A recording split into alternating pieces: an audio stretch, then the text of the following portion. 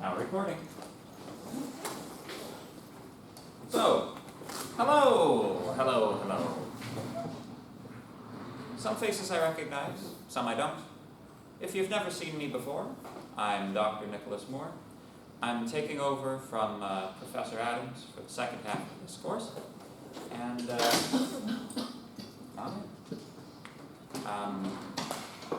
I hope that we'll have an absolutely lovely time together.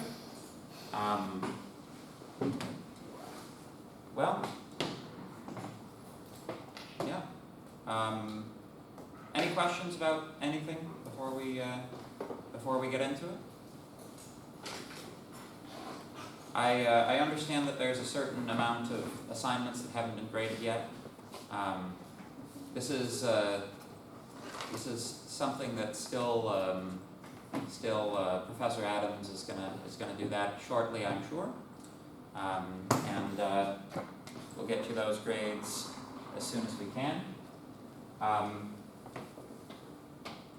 Is this really all like this is supposed to be a full section, right? Pretty sure I saw that on the thing. We have more people. All right. Well, as long as we have, still not the smallest class I taught, so.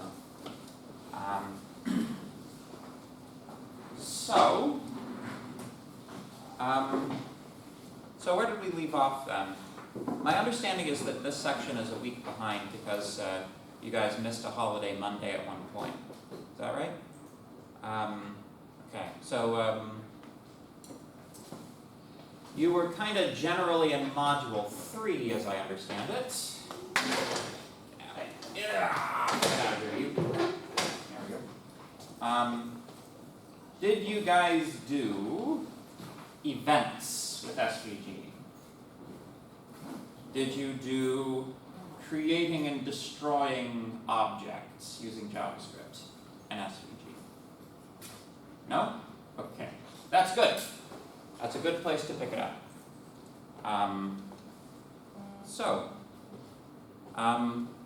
Before we get into the material, though, I think it would be useful to have a discussion of assignment 4, as that's the next one. So, assignment 4, the TLDR is you are to make a interactive program of some form or description. Video game if you like, but it doesn't have to be a video game. I've seen assignment submissions in the past that I would call electronic toys, if that makes sense. They don't quite rise to the level of being a video game per se, but they're kind of like pointless amusements, if that makes sense. But they still perfectly fulfill the criteria of the assignment, and so it doesn't have to be a game per se. The one example of this, which I'm thinking of particularly, someone made an Etch-a-Sketch program where you like mouse scroll wheel over the knobs on the Etch-a-Sketch and it makes a line go around. Like not really a video game, but still a cool little interactive program. The assignment has particular requirements, as I'm sure you're used to by now. So let's just go through it so that everybody's aware of what is required. So,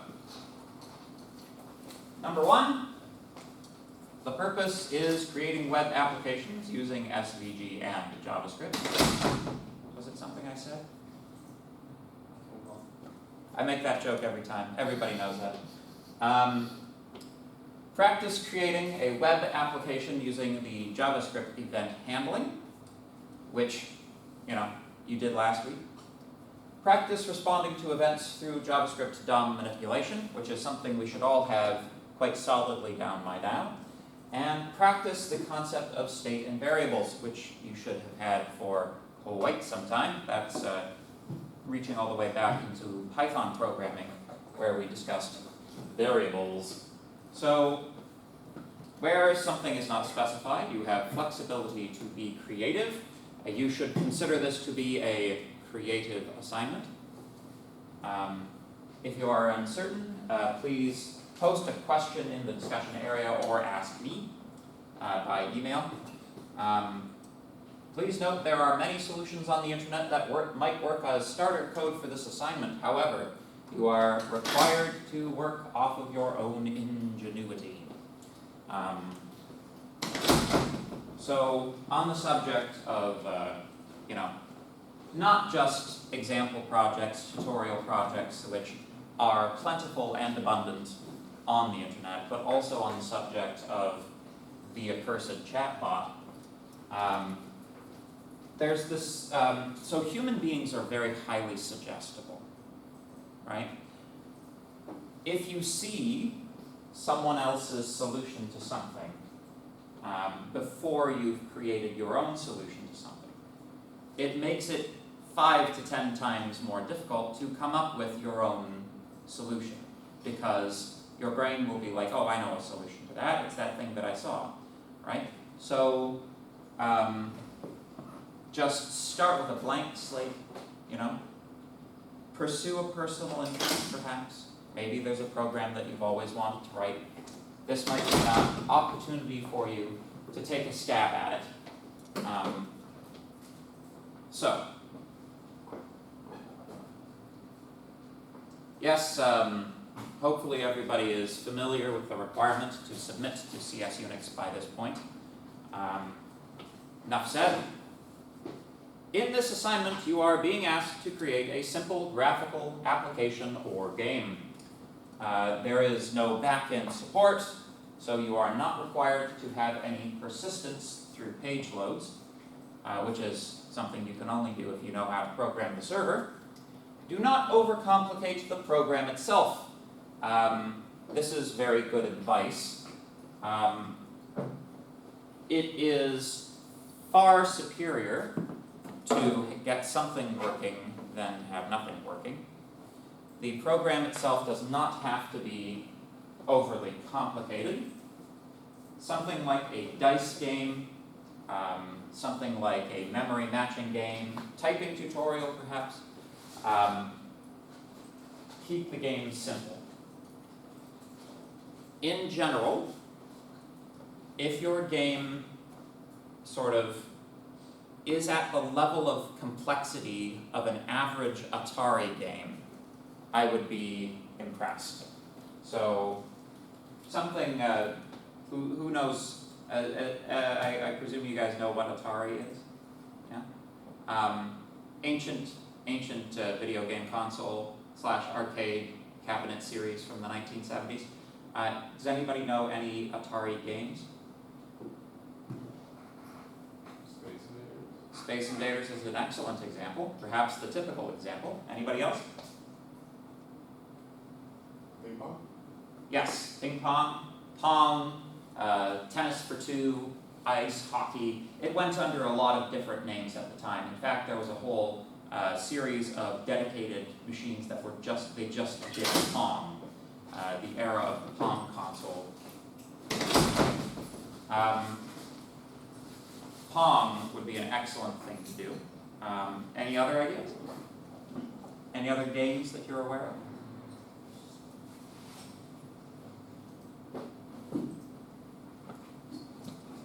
Honestly, there were a lot of them. There was a game, I forget what it's called, but you basically have a series of blocks inside of a canyon, like this. And you had a little dot that was supposed to be your helicopter, and it would like drop a bomb, and any blocks that the bomb intersected while it was traveling down were removed, and then gravity happened and it collapsed. This would actually be a middlingly to it would be an easy hard one, right? Because it involves a lot of things like parabolic physics, right? Even something that was released on the Atari could be fairly difficult for this assignment. So do not overscope your assignment. one of the easiest things to do with game projects is to pick something that's going to take a very long time, right? So don't overscope it. If you have any questions about whether, your idea is doable within the amount of time that you have to do it, please feel free to talk to me after class or shoot me an email. I'd be absolutely happy to give you direction on that sort of thing. In the past, I've been known to release a couple of video game projects of my own, so I know a little bit about how much work it is to develop a video game. So, any questions about that? All good? Good? All right. So, in terms of graphics, you're not really required to produce much. Working with your default circle and rectangle objects in SVG graphics is good enough. If you start throwing in some bitmaps and PNGs and that sort of thing, that's interesting but not required. If you want my advice, if you want to step up your graphics game, there are various editing programs that you can use that will create SVG graphics. These will often output SVG files, which, basically you can modify the SVG inside of this program where it's easy to do so, export it to a string, plug that into your web page, and bada boom, you have, something that you can use in your game that you made yourself. And the other thing about that is, if it's not plagiarism to use random bitmaps that you find on the internet, then it's not plagiarism to use random SVG graphics that you find on the internet either. Right? So, good. So in terms of technical requirements, your program must meaningfully make use of SVG graphics. Basically, the only way you can miss this requirement is to, your game does not reach a level of complexity necessary to fill most or any of the assignment requirements. Something like a still image inside of an SVG would not be meaningfully making use of it. Another thing is if you're following an online tutorial a bit too closely, and that tutorial has you do everything using divs instead of using SVG, which you can find. I'm thinking of you, Flappy Bird. That also, you're not meaningfully making use of SVG because you've done your whole project using divs and not SVG, right? So you have to do it inside of SVG, the stuff we've been discussing in class. So your elements must be in some way interactive. Interactive means responding to user-generated events. My requirement when I'm grading this is a little bit looser than what's stated in this document. This document says you must have 2 mouse events or a mouse and a keyboard event. I'm also satisfied if you do at least 2 keyboard events. So, as long as there are 2 different types of events going on, I'm not particularly fussed about the combination of mouse or keyboard, right? Yes. So, does that make sense? So, basically you could do a game using arrow keys, spacebar, something with the mouse. You're not obligated to use the mouse as long as your keyboard interactivity is sufficiently complicated. So, elements must have the ability to be removed, and by removed I mean using the proper JavaScript way of doing it that we are going to discuss in class today. In addition to removing elements from your SVG, you must also have the ability to put them in. So that's, again, something we're going to be learning today. The ability to create new objects and destroy them is, kind of the whole point of this unit, actually. So, you may have an initial layout of hard-coded elements if you desire, but all others must be added by using dynamic JavaScript object manipulation. So when I say an initial layout of hard-coded elements, for example, if you were making a Mario game, which I don't recommend because they're fairly complicated to program actually, but if you were making something like that, the level that Mario is jumping through, you can have that hard-coded. That's absolutely fine, right? Make sense? Very good. So, style your SVG elements using CSS in addition to the basic XML parameters available. I'm not actually particularly fussed about that one, but yeah, it's in there. I don't think there's any rubric category for that, So, additional requirements. You must have some form of animation. The animation must be obvious and noticeable, so please, please, please do not have a transition from ultramarine blue to navy blue that takes 10 minutes, because I am not going to notice it. Do not use JavaScript to add a CSS animation, nor use an animated GIF to fill this requirement. Those are not filling the requirement. So, but at the same time, you are absolutely permitted to use animated GIFs, and you are permitted to use CSS animations. Those are fine. They just don't meet this requirement. You must use a JavaScript-based animation in addition to any other types of animation that you use. Does that make sense? So far, so good? So, we should perhaps discuss the definition of animation. Sound good? Yes? So, can anybody tell me what animation is?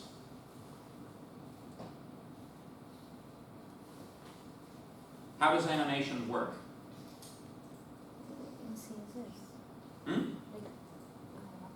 How CSS animation works? No, just animation in general. As a general principle, how does animation work?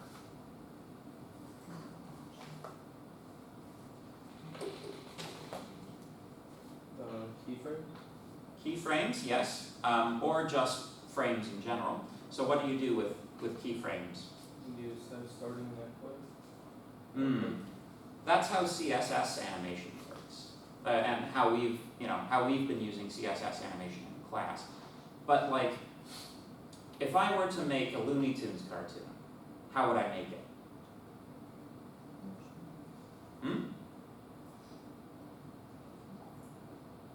SVG?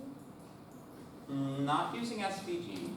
Like if I had a pad of paper and a pencil, how would I make animation? Yes, sir. Draw, you got a bunch of papers and draw a slowly moving object. Yes, Like slowly adjusting the picture. precisely. Flipping it as fast as Yes, precisely so. Has anybody ever made a flip book? Flip book animation, right? That's the principle of animation. You have a series of pictures which are slightly different from each other. Played rapidly, it gives the illusion of movement, right? So, there's a YouTube video that I like to show at this point that it's a video of a very, very old animation machine called a zoetrope that sort of gives you the idea. Just kill the sound.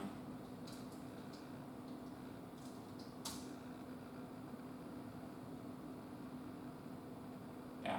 So this is an antique one.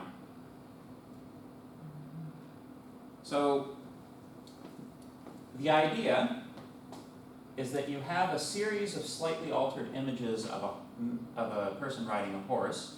You have slots around the top of the drum. As the drum rotates, the slots give you views of these individual images. And so you can see it gives the illusion that the horse is galloping, right? So all animation right up and until the present day is based on this principle, right? A sequence of images, slightly altered, played in rapid succession. Now, keyframe animation, such as that used in CSS animation, is using a computer to interpolate between one state and another. We say, okay, we want it over here, then we want it over there, we want it to take X amount of time. The computer calculates the frames in between, right? That's how CSS animation works.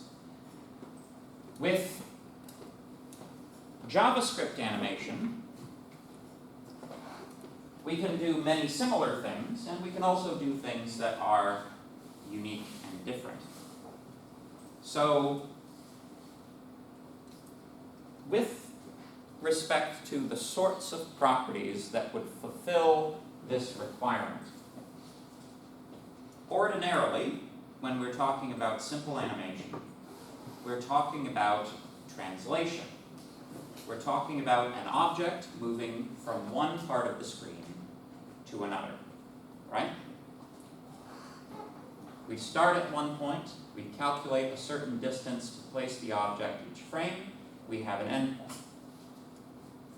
This is very traditional, but it is in no way the only way to animate something, right? Transitioning between colors also counts as animation. So if your object is going, sort of phasing through the colors of the rainbow, for example, that also counts as animation. Objects which stretch, elongate, grow, shrink, these are also forms of animation.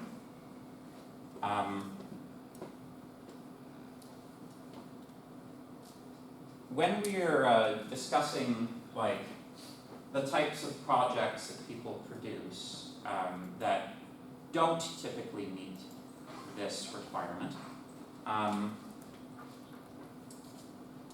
when I see dice games, much of the time I will see a single die with a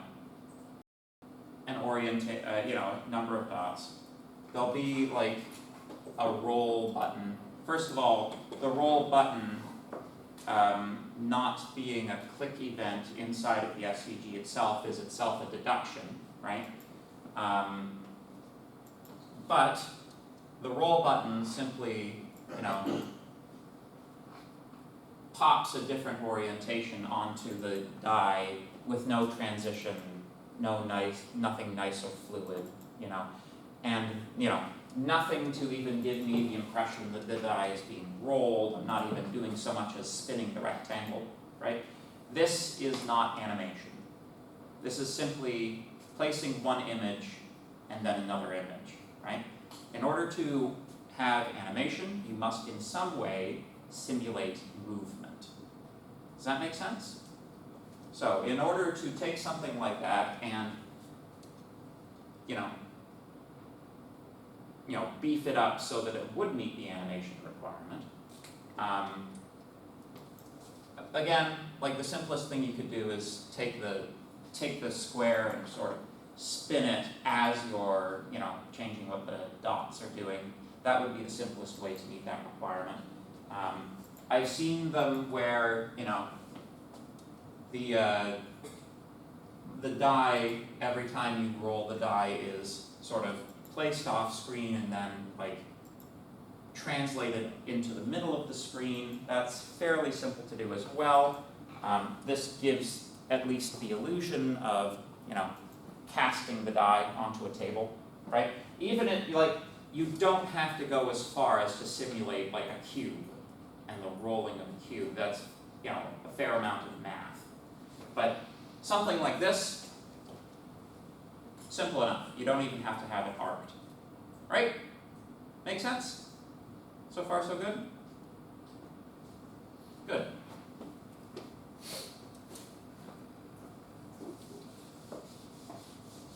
Oh, this is a terrible. Yeah.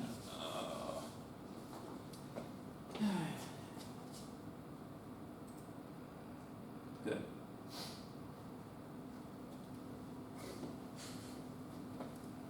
So, another requirement is that there are some HTML form elements on your web page that somehow modify the game.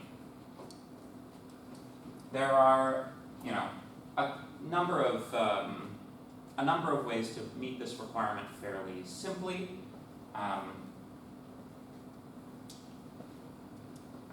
One of the form elements that you may choose to use is a color picker. Using a color picker element and then applying that color to some element of the SVG meets this requirement. If you are making a slightly more complicated game, which requires timing somehow, like running and jumping game, or you can pick. Most of the video games that you would make have some kind of timing involved. Does anybody have any idea how we might simulate frames inside of a JavaScript context? Well, what is a frame, right? What do they do? How many of them should you have per second? If your game is good, how many frames per second is it? I'm hearing 60, and that's the right answer. Yes. Unless you're going for the cinematic look, which you're only doing, of course, because you can't hack the amount of detail you want in your rendering, given the hardware, the Xbox hardware that you're trying to render your game on. That's the only reason you would do 30 frames per second and claim that it's cinematic. So, we want 60 frames per second. How do we get something to happen in JavaScript periodically?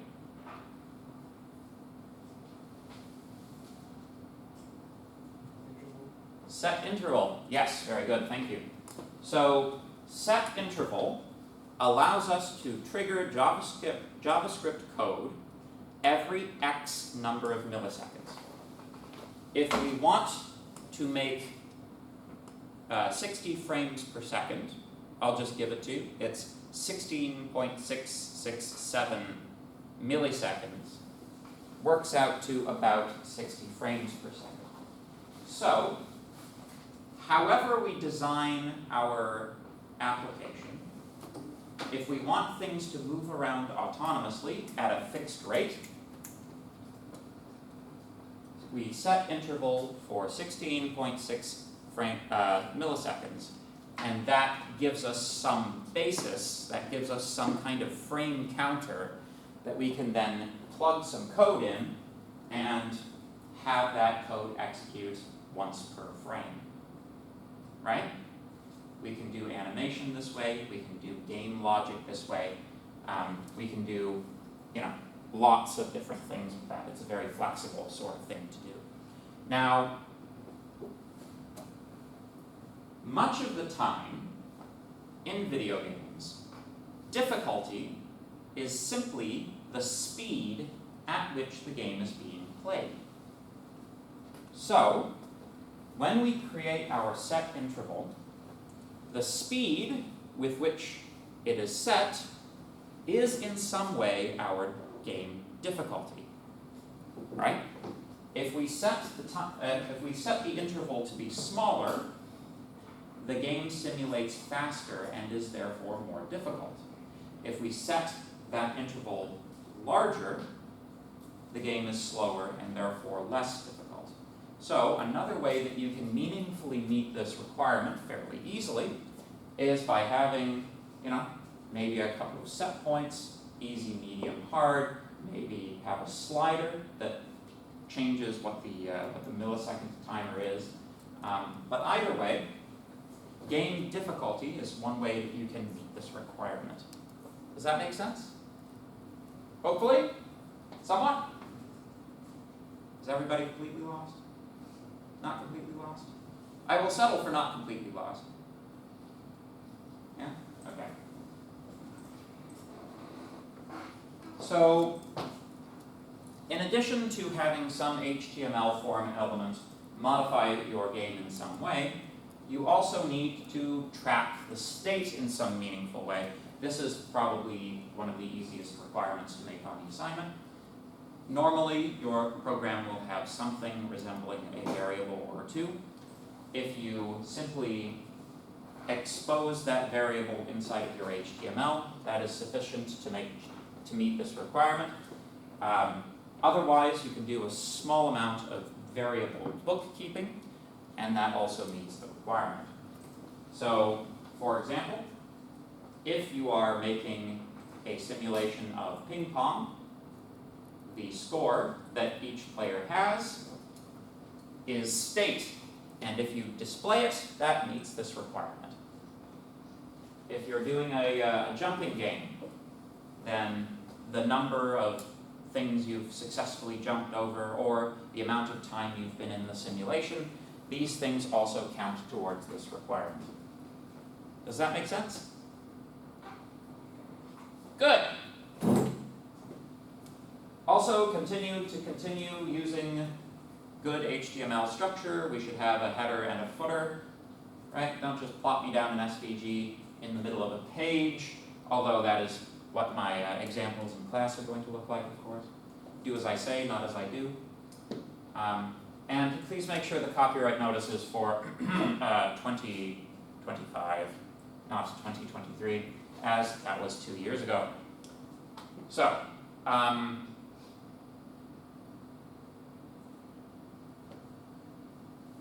you may use Bootstrap components as well, including CSS animations to make your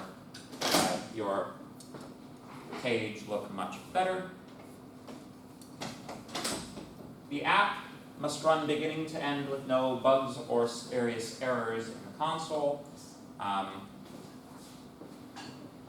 certain amount. It's not like you get 0 if you have a bug or two. But I will be deducting grades for wow, this game is so buggy that I can't even control the character properly or stuff like that, right? All JavaScript and CSS code must be separate and externalized, of course. Don't worry about this requirement here that the thing should look good on a phone. For the purposes of this assignment, I don't care that it looks good on a phone. Please just go nuts with it. It's kind of SVG and phones don't interact the best. It's not an impossible problem to solve, but it's just rescaling an SVG is just all it's a whole kettle of fish, and you don't really need to get into it because, in my opinion, the purpose of this assignment lies elsewhere. So feel free to make it so that it's desktop only. I don't mind for this one.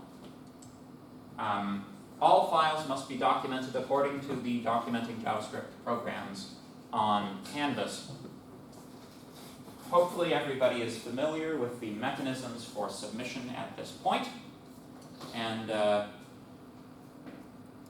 that's assignment 4. Does anybody have any questions about assignment 4? Shall we look up to see where the due date is then?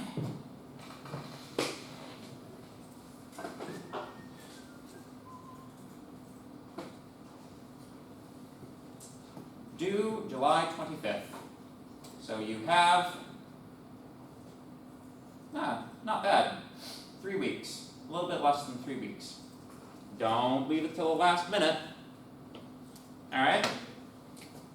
It's a due date, not a due date.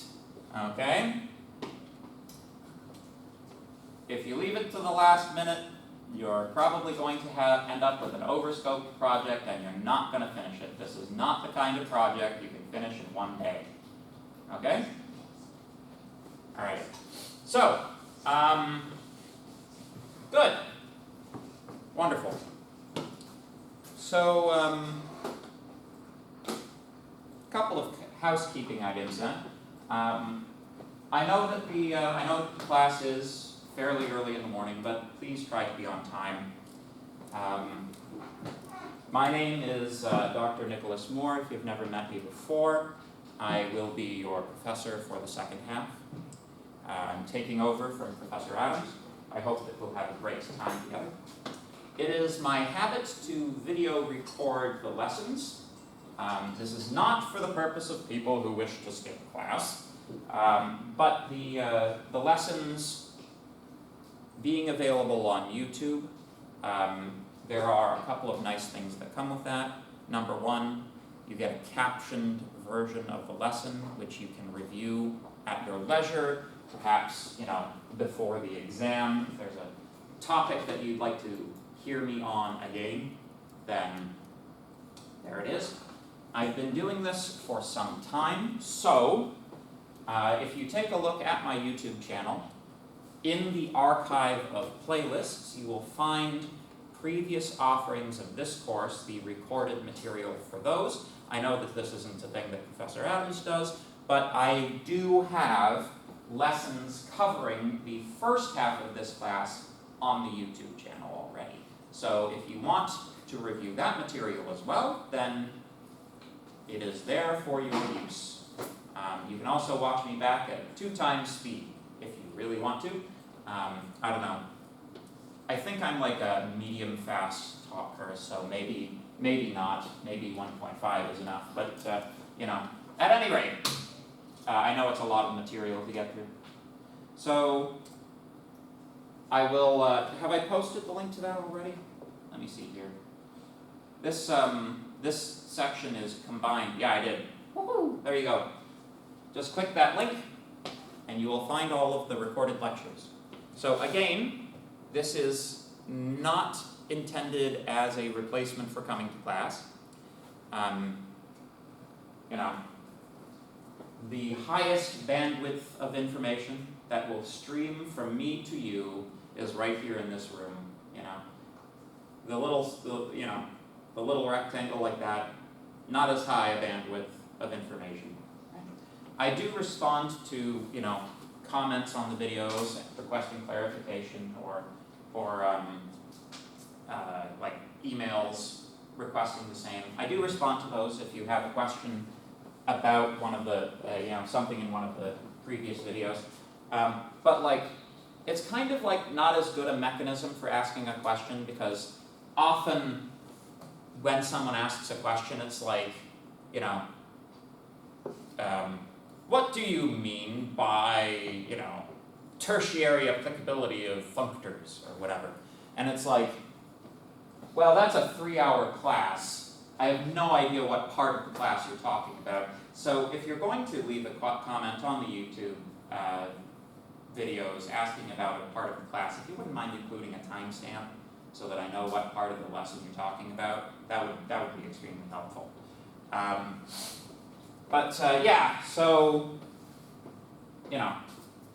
So that's the YouTube channel. It is intended as a study tool, but not as a replacement for coming to class. That being said, if you do have to be away for any type of absence like sickness or whatever, you don't have to miss class, and the classes are going to be there. Okay? Sound good? All right. Good. So, any questions? Everybody should be aware of everything in the course by now.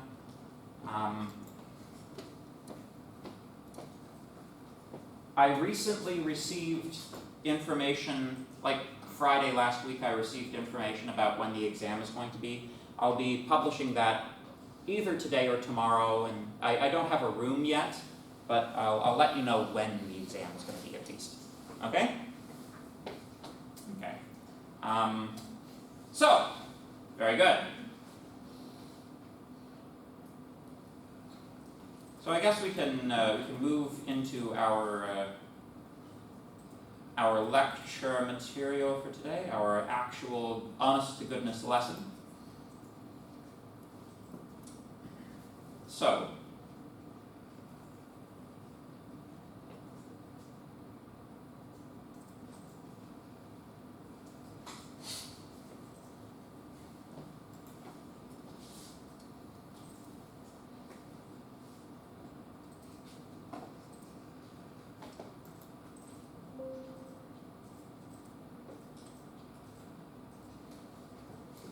the people who arrived in the classroom on time indicated to me that this is roughly where you guys left off, dynamic element creation and destruction, because you guys have covered how to hook events up to SVG objects, right? Is this cool? Everybody agrees with that position? Okay, sounds good.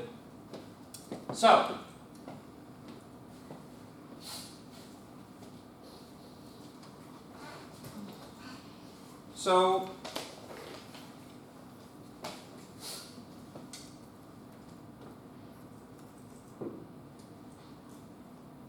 in this class so far, we have needed to do this, right?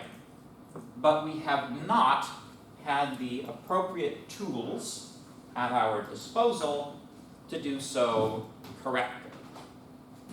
So, for example, I'm sure at some point you did an example where you add paragraphs to a div, right? How did you do that? Does anybody remember?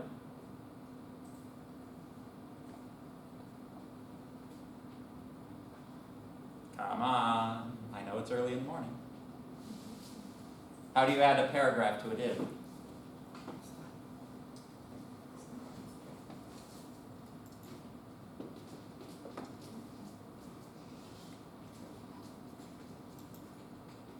This is like your equivalent of Hello World, so you guys should know this, all right? P-tag paragraph?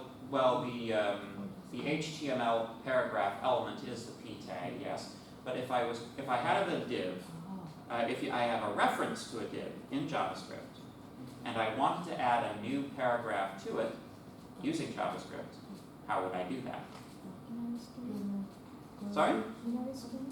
Inner HTML, yes. So the div, as all HTML elements do, has an inner HTML property, right?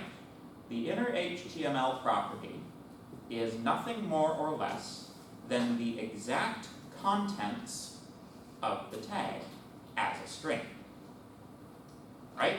So, for example, if I have a div, and it simply has the text hello, the inner HTML of this div is nothing more or less than this stuff as a string, right? Interestingly, including these spaces, white space is part of inner HTML. Now, when we wanted to add a paragraph to our inner HTML, we would reassign this and place HTML tags inside of the string. We would replace this with something like P, this is a paragraph.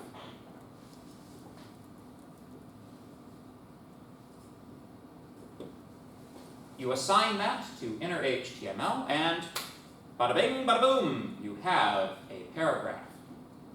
If you want to add more paragraphs, you take this and you append more to the end. This is the way that we've been doing things so far, right? But Let me ask you a question. Are strings or are strings not a royal pain in the keister? Yeah? Direct string manipulation isn't easy or fun. There are lots of ways that you can introduce bugs by doing this. For one thing, if you do not preserve the existing value here and you mean to make some modification, like if you overwrite it, you can instantly destroy large portions of your website with one single JavaScript statement. It's a little bit risky and it's a little bit tricky, right?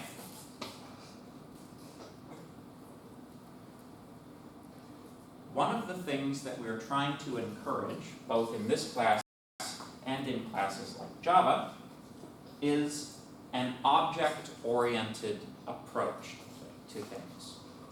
So, modifying inner HTML leads us to think of HTML tags as string data. This isn't completely false. It is string data ultimately, right? However, we want to think of things in terms of the document object model, right? Now, who can remind us what the document object model is?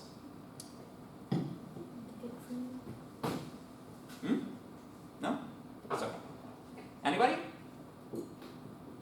Document object model?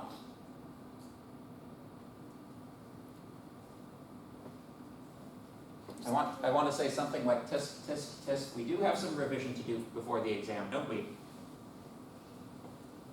Document object model is very important terminology. If you don't know that, then that's something you have to know, right? Document object model? Yes. It's like a tree. Yes. It's like tree structure for HTML. Yes, it's a tree structure for HTML. So HTML is naturally hierarchical, right? All of the tags inside of an HTML document are inside of other tags. We can model that very easily using a tree, where the nodes further down the tree are nodes which are contained by the parent node. So for example, if I had a div and a paragraph and another paragraph, I have two paragraphs inside a div. Apply this to the entire page, that is the document object model. In JavaScript, we can access the document object model using a keyword. What is it?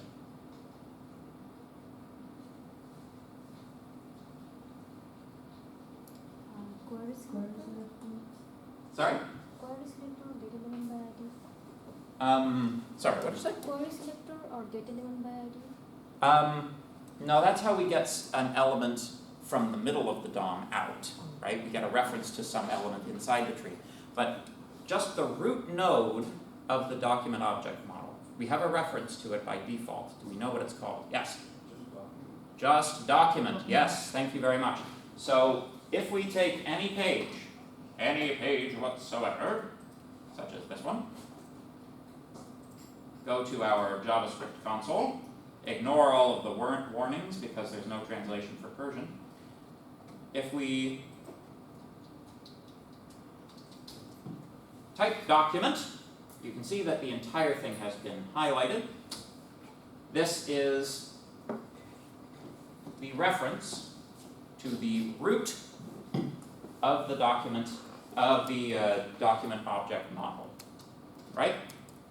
Now, since we want to think of things in an object-oriented way, we don't want to think of our elements like they're strings. We want to think of them as nodes in this tree, right? It yields a more consistent approach. The code that you write will be more repeatable. People will understand it. It's just a much better approach. So, in order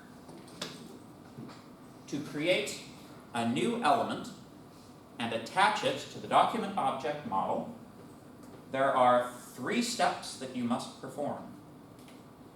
Number 1, you must create the node. That is a line of code. Empty nodes are not very interesting. After creating them, we need to give them some properties. Perhaps the text is hello world.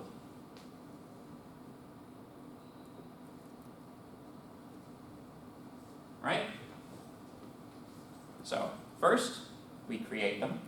Second, we modify the properties. Number 3, we must attach it to the document object model at some point. We need to pick a node in the tree that already exists to be its parent.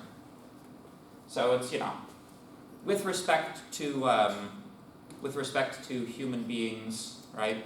When a child is generated, normally you use the parents to generate the child. In programming, the children are generated of themselves and then later attached to parents. So it's kind of like all document. Every time you do this, it's a form of adoption. So, shall we see a code example then? If everybody could please load up your favorite code editing editor. If you want to use VS Code, that's fine. Personally, I use Notepad++ because I've been betrayed too many times by VS Code. I no longer trust it. There we go. So,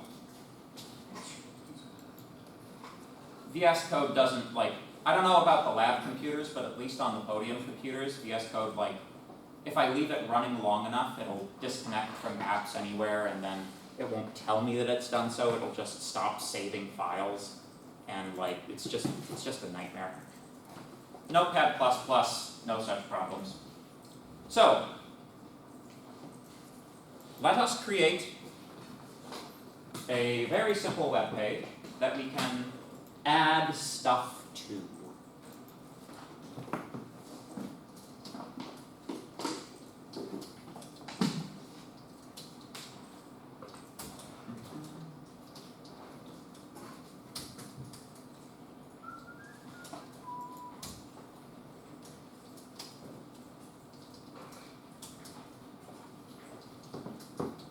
Give it a body, give it a head. There we go. We will need some JavaScript, so let's make a script. Source is equal to dynamic.js.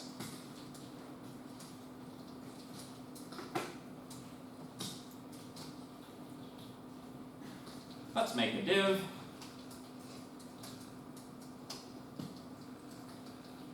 Give it an ID.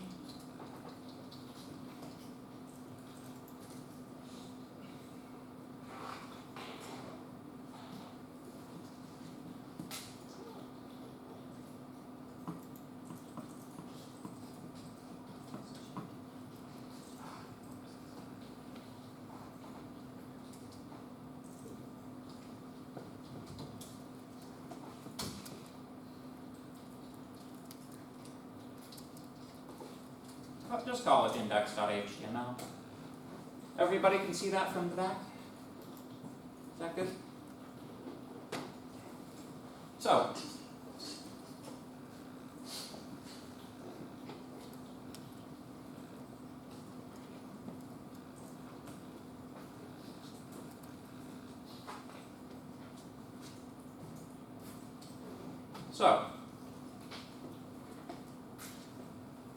our first objective is to write a JavaScript script that will take a reference to this div and create a variable from it. Now, let me ask a question. If I make this dynamic.js.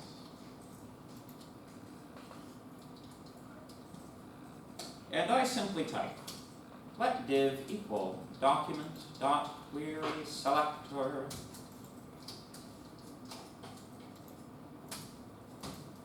What did I call the thing? My div. Created. There you go. Does this work? Do we have to defer it first? That's right. So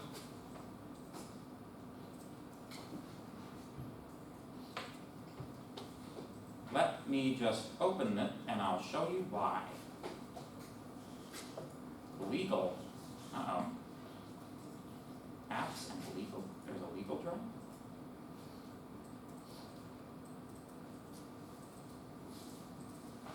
There we go. So, having loaded the web page as it is, we have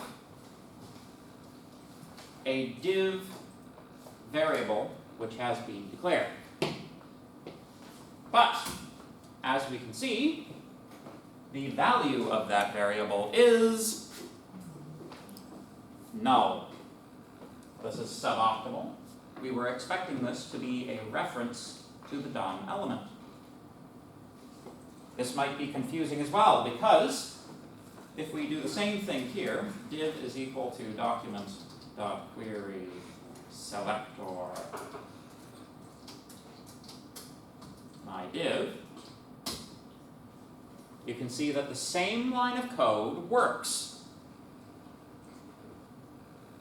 The difference is when we execute the code. This is very important. JavaScript scripts, by default, are executed when they are encountered. You must think of the browser as taking an HTML file and going through it one line at a time, loading all of the components of the web page.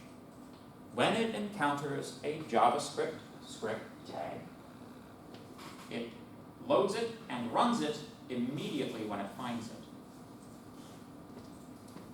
Taking a look at our HTML,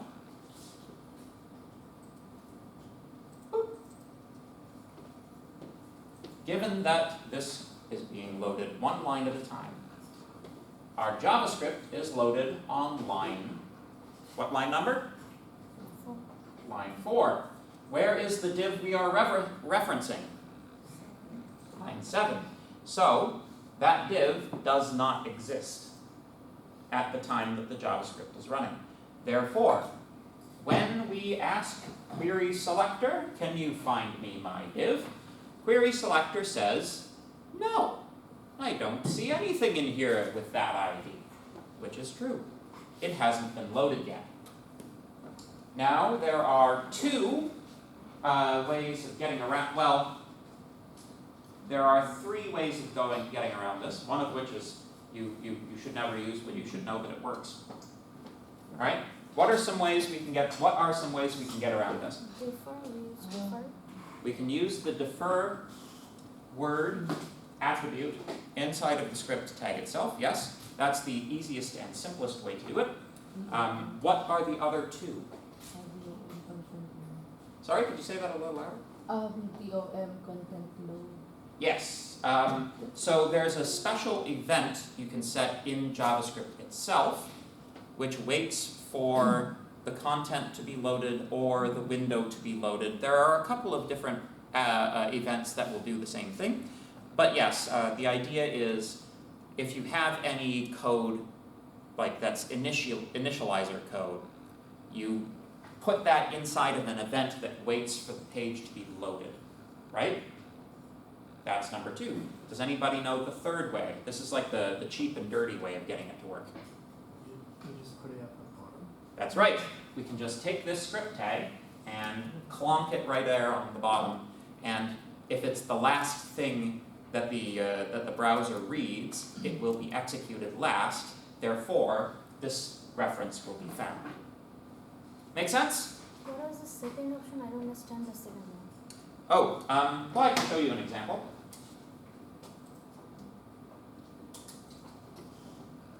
Window dot add event listener load. There are a couple of them that do the same thing, but this is one of them. You then throw a function down.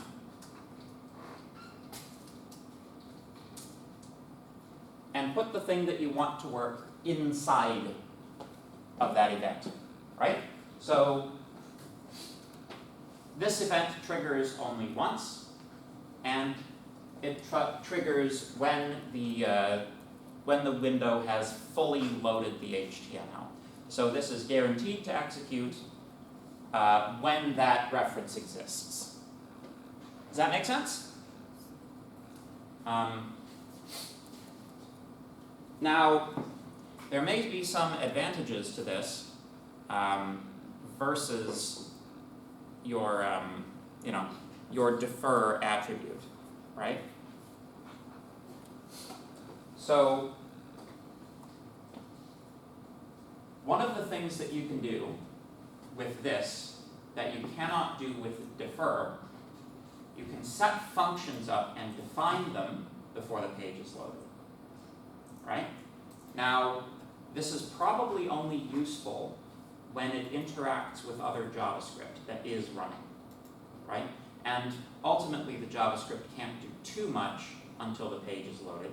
But there are things that JavaScript can do. Maybe it's playing with the, reading in the size of the window and doing some calculations based on that. Maybe it needs to, send an AJAX request to some other server to fetch some data, and it just, if you wait for the page to be loaded before you do that, then it just slows everything down. Maybe you just want to send that AJAX query as soon as possible, right?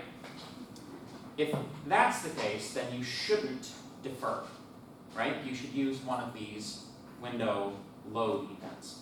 But if all you're doing is simply gathering up DOM references and defining some functions, then using defer is perfectly adequate.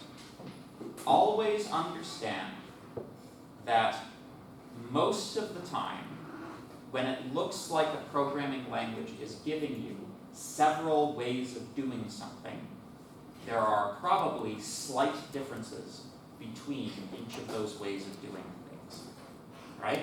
They're not truly the same way of doing things. Does that make sense? So, in our case though, well, I've already written this, so I guess I'll leave it, but by far the least amount of code is to slap the defer attribute on your script tag. That will have roughly the same effect as putting it at the end of the file, right? But it's not actually at the end of the file, it's still in the head where we expect such things to be. Does that make sense? All good? Sounds good. You probably don't need to do both. There is such a thing as overboiling the egg. So, all right. If we rerun this, we should have a nice, lovely reference in our div variable. Oh, it's not defined. Oh yes. Here's the one thing about these though. Variable scoping. So how does let get scoped?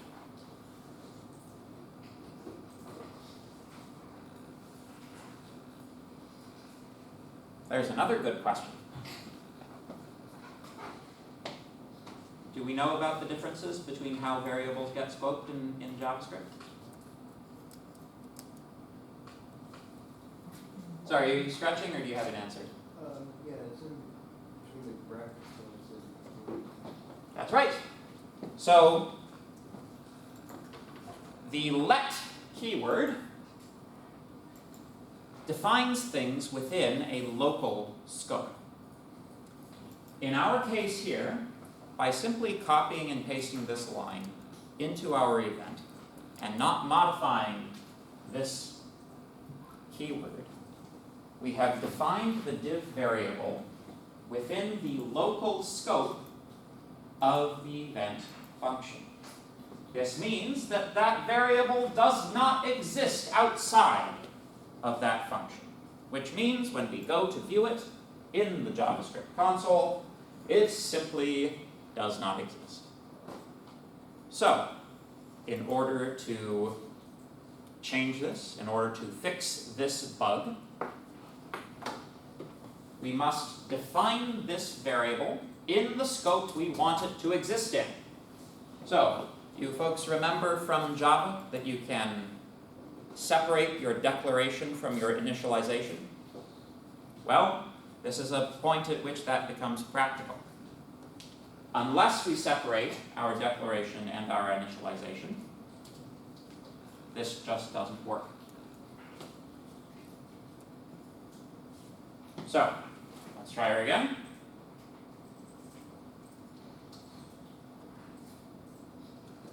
We have div. It is a reference to a DOM element, and everything works. Very good.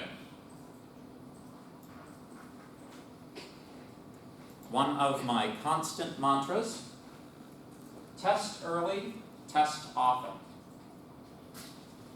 This may not seem like a lot of code to stop at, to test, but unless that works, nothing else works, right? It's worth your time to stop coding and test to make sure the code you wrote isn't junk, right? My recommendation, when you're doing important work like that, where nothing else works unless that works, like every 1 or 2 lines of code, test. When you're working with a little bit more complicated, stuff a little bit down the line where like it's an operation that requires several lines of code, anytime like you're trying to perform an operation, get in those 3 or 4 lines of code, get in that one if statement, get in that one loop, stop, test. You will also become much better at understanding how the code works if you test that frequently. Make sense? All right. So let's define a function. Not function, function. There we go. Let's make this function add paragraph. There we go. And perhaps even we'll give it,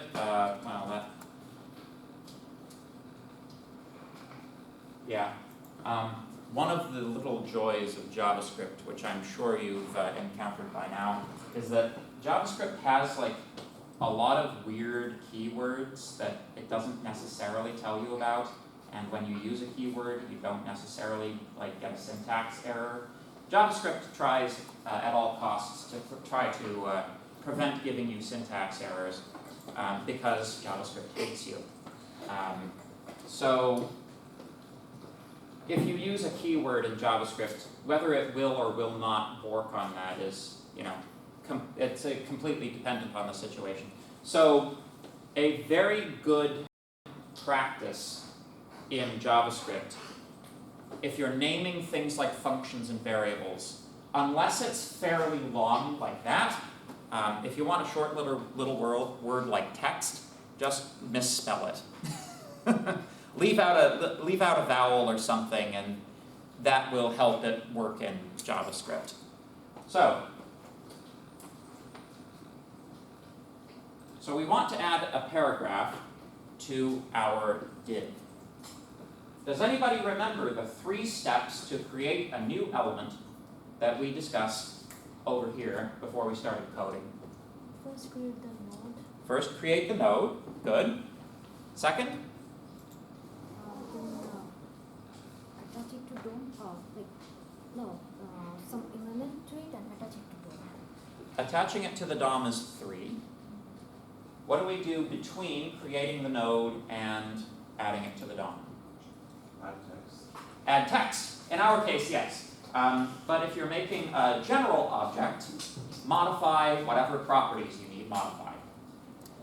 In particular with SVG, you'll be doing things like setting the width and the height and location and the color. So, to create the node, we have a handy function, document.createElement. CreateElement requires a string, which is the type of element we are creating. In our case, the humble paragraph. Now, this line of code creates the element, but the return result of createElement is a reference to the newly created object. At the moment, we are creating it, but we are not saving it. So, this line of code alone will lose the reference, and you might as well have not even used it. All this does is fire it up and then throw it into memory and wait for the garbage collector to come along and chomp it up. So, we must assign to a variable. Let p equal document.createElement p. There we go. We now have a new node. We have named it p. You may be saying to yourself, oh, but we are creating it in the local context. Why do we only create it in the local context if we want it to be on the page? Well, the reference itself will be local until we attach it to the DOM. Once we've attached it to the DOM, it becomes permanent.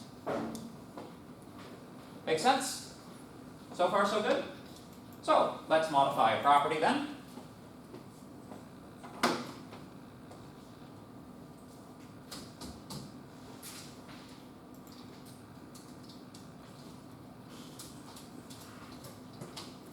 Now, p.innerText, you can also use inner HTML. By the way, do you know the difference between inner text and inner HTML?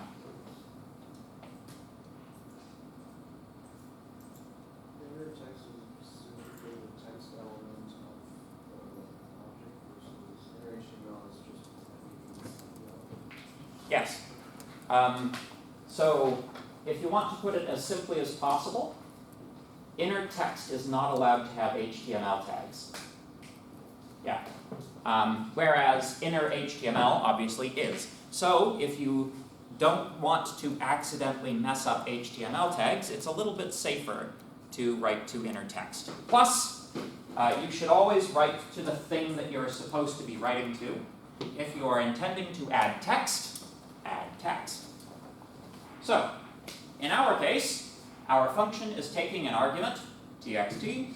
This is the text that we are intending to insert into the paragraph, so we assign that to the property. So far, so good? Any questions? Okie dokie. Now,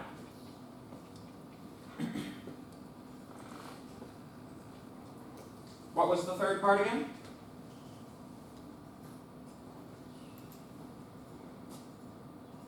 Attached to the DOM. Attach it to the DOM, yes. We create, we modify the properties, then we attach it to the DOM. So, the point at which we want to attach it to the DOM is the div. The div that we went to so much trouble to get the reference to.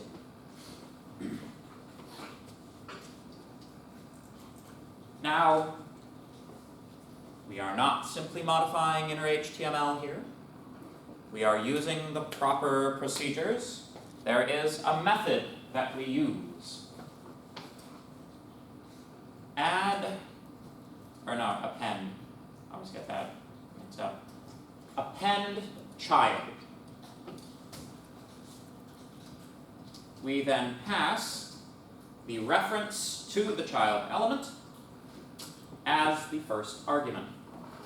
Div.append child.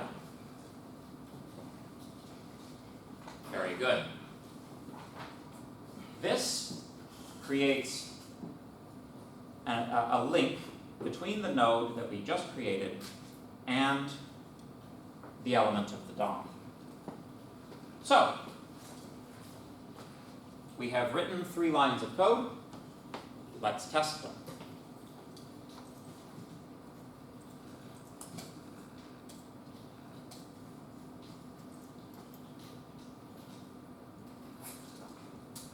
Add paragraph.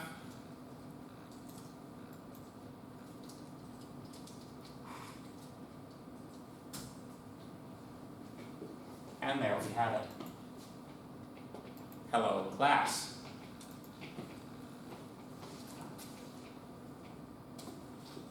If we want to do this again,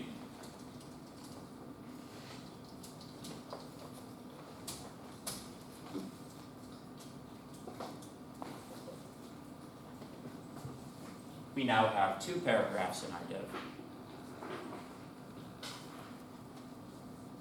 If we poke around inside of the HTML, you can see we have our div, we have our 2 paragraph elements. Make sense? So it works! This is fantastic. So,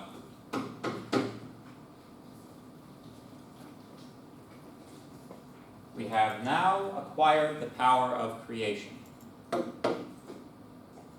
We must yet acquire the power of destruction.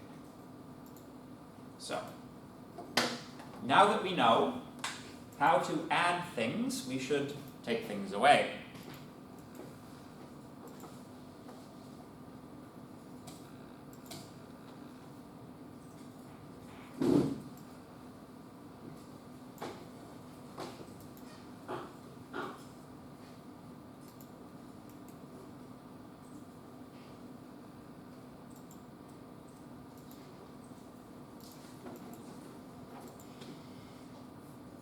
The function that we will, or the method that we will be using to remove children is, of course, remove child. Now the tricky bit, we need a reference to the child to do so. So, we need to know what element we're attempting to destroy. Now, if you're working with things that you've designed in HTML or XML, and you've just, kind of assigned your IDs, and you know where your references are, and everything's fine, that's good.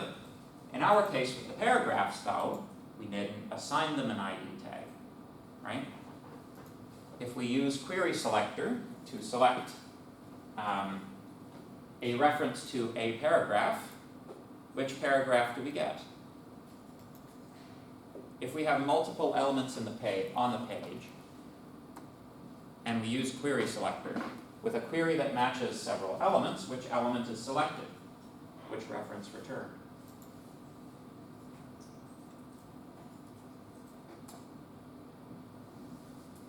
The first one? The first one, yes, very good. So, not only that, but the first on the entire page, not even necessarily inside of our div that we're working on.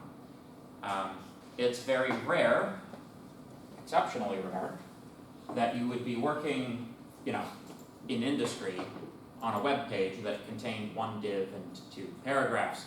I like to show Wikipedia because it's kind of it's a good example of what a web page looks like. Plus, you always have the featured article, which is always something somewhat off the wall. So if we take a look here, right?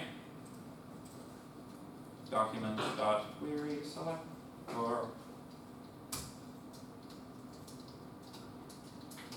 paragraph, you get a thing that's like not even this thing, which is what you would expect the first paragraph to be looking at the web page, right? So, it's good to be a little more selective. You can use query selector all, which gives you a list of all of your paragraphs, one of which is the one you're looking for, right? But again, you may want to be somewhat more restrictive in your search.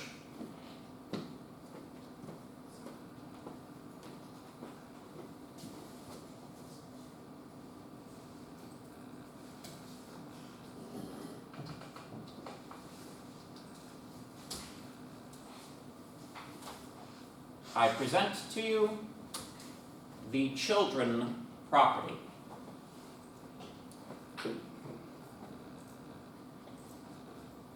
You can access a list of all of the child nodes of any element of the DOM using the children property. Children is a list. You can use addressing on it, just like you do with any other list.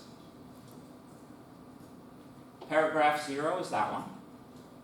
Paragraph 1 is that one, but all within that one div.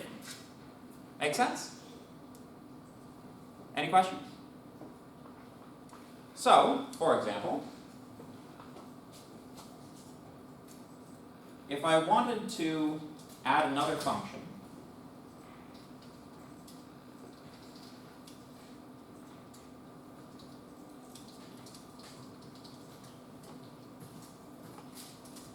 a function which, for example, removes the most recent addition. Removing the last one is trivial. In this example, we could do the same thing with query selector. But removing the one that we added most recently, that you need something a little more interesting to do. We can say div dot children at div dot children dot length -1. That is always the end of that list, right? So, if this is our reference to the most recently added element of the list, the next thing that we need to do is simply to remove it.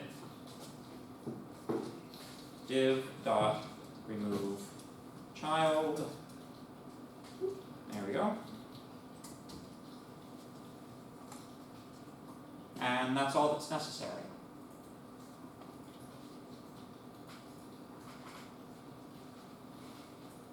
So, let's see that it works.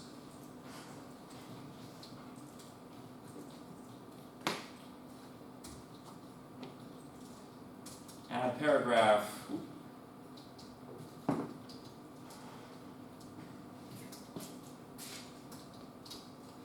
A, B, and C. If we remove the most recent, by C. Again, by B. Again, by A. Make sense?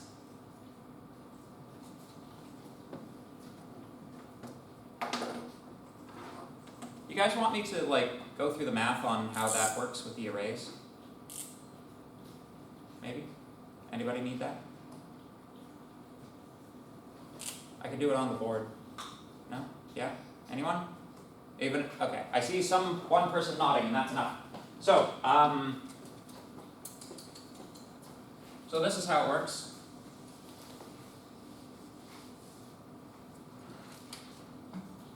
Let's say we have an array, right? Index 0, index 1, ... index n minus 2, n minus 1. Together, this is n elements. right? There are n elements in the array, but the maximum index in the array is, of course, one less than that, right? This is the same reason that when we write a for loop, a typical for loop, for int I is equal to 0, I is less than x dot length. There we go. I plus plus. This is the reason that we use less than and not less than equals, right? When I is equal to the length, we know we are outside the bound of the array. So, n minus 1. Here, we are simply pulling div.children.length minus 1, matching it up to that. Grabbing the reference that will always be to the last element of the array, no matter how big the array is, unless, of course, it's null. But if it's null, then, so it goes. You could, if you want to be safe, throw something in here like if div.children.length is greater than 0, then you remove it. Otherwise, console.log, nothing to remove. If we try here to remove something that doesn't exist, you'll see we get an uncaught type error. Failed to execute remove child on node because parameter 1 is not a type node, because it's empty. But with this modification, to guard against nullness, you can see that we don't get the type error anymore, we get nothing to remove. Make sense? In general, you definitely want to be on top of this type of bounds checking. Depending on the language that you're in, this can be inherently problematic. You have a question, sir? Yeah, sorry. So for this div.remove child, the length, you said it's -1. What if you add -2? How does that work? If you used a 2 here instead of a 1, you would always get the element that's 1 away from the end of the array. Now, if you have an array of length 1, that can put you out of bounds, right? If your array only contains 1 element, and you go 2 back, you are in nonsense land, right? And you'll end up with an out of bounds exception. Does that make sense? In all other cases, though, you'll get the second to the end. Did you guys know that Python does negative array indexing? So in Python, if you have an array like x, and you say -1, that always gives you the end of the array. You can just put -1 in there. In Python, x -2 is 2 from the end of the array, etc. But of course, this isn't Python, this is JavaScript, the worst language imaginable. So, well, the time is currently 10:30. Given that this is a 3-hour class, I typically have a 15-minute break in the middle. It is approximately the middle, so we shall resume class at 10:45. Thank you very much.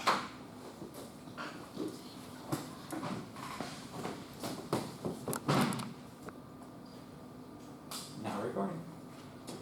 So,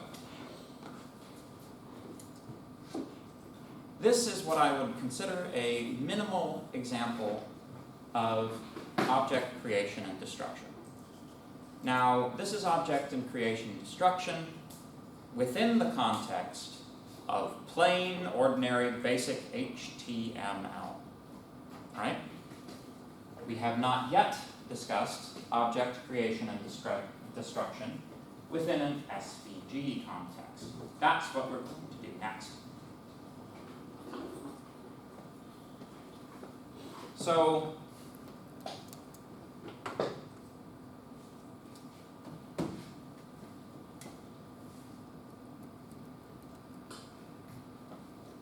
both HTML and SVG are based on a common language. Do you know what that language is called?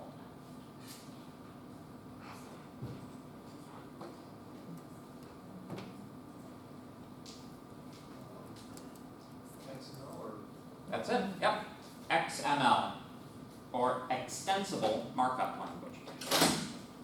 So, XML defines the angle brace structure, the nestedness of the artifacts. You can write in general XML, but your element names are configurable. So basically, the way that HTML works and the way that SVG works, you have XML structure and you define particular elements for that structure, and that is the definition of your language. So the definition of HTML is something that all browsers carry, right? You can't be a browser without knowing how to interpret HTML. So, when we say to JavaScript, I'd like you to create an element P, please, it says to itself, well, I obviously know what a P is. I've been working with them for years. I know what HTML is. Gosh darn it, I'm a browser. However, other things like SVG, not loaded by default. The browser can do a certain amount with it, but at this level, the definitions are missing if we want to create SVG objects. So, we have to go out onto the internet, find the location where SVG definitions are kept, and load that into our JavaScript at the same time that we request an element to be created. There is a slightly different procedure. So, let's take a look at our HTML. In order to do anything with an SVG, we need an SVG. So let's create an SVG object, SVG, there we go, and SVG. And just so that, I know you're not supposed to do this in the head, but I'm going to do it anyway. Do as I say, not as I do.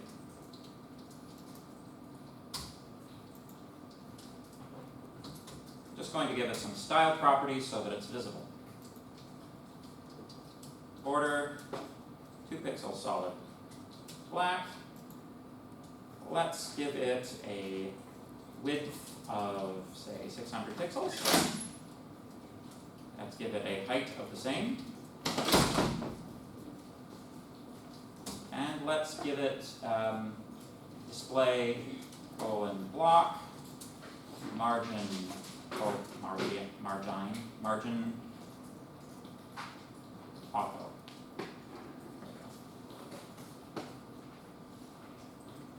Even with nothing in it, we should get a nice little box. So far, so good?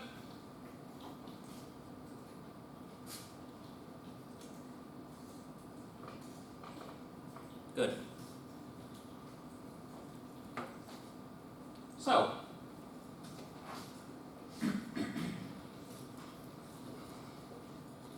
let's say, just for the sake of argument, we wanted to insert a red circle somewhere inside of this pane.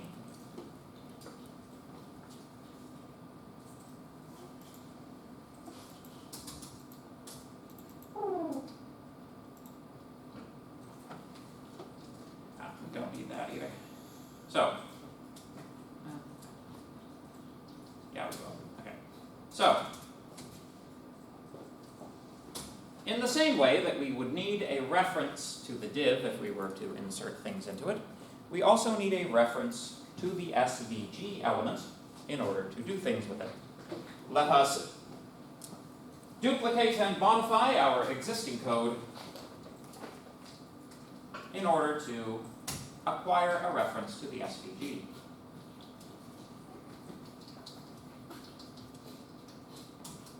In this case, I didn't give it an ID, so I'm just pulling the first SVG element on the page. This is, not the best way to do things, but for this example it will work. Even for your assignment 4s, you're unlikely to have more than one SVG on the page at any given time. So we have SVG.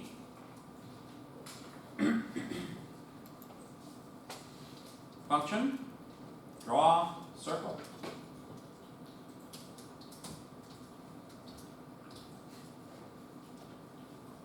So, what again are the 3 steps to creating an element? What's the first step? We create the node. We must create the node. Next, assign the properties. And third,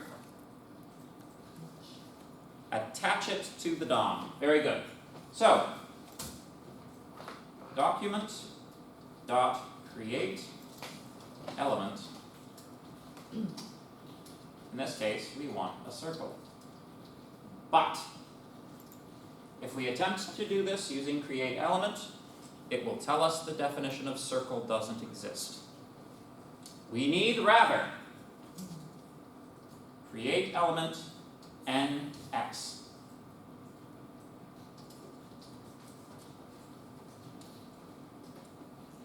The first argument of this modified function is the URL where the definition for SVG is kept on the internet. I can never remember the thing. I always have to look up the notes. And, it's the sort of thing that I would never expect you to have memorized.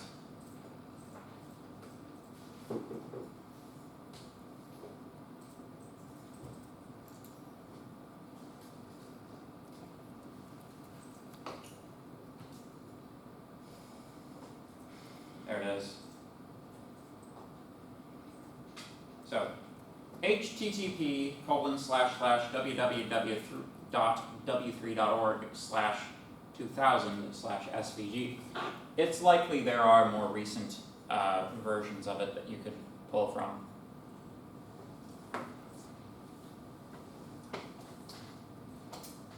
Here we go.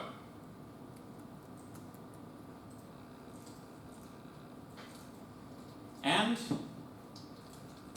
we of course have to still assign that to a variable.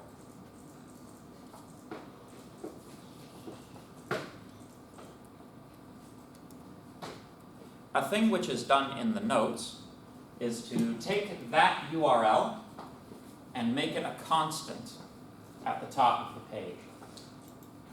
Are you guys familiar with constants in JavaScript? Can anybody tell me how a constant is scoped?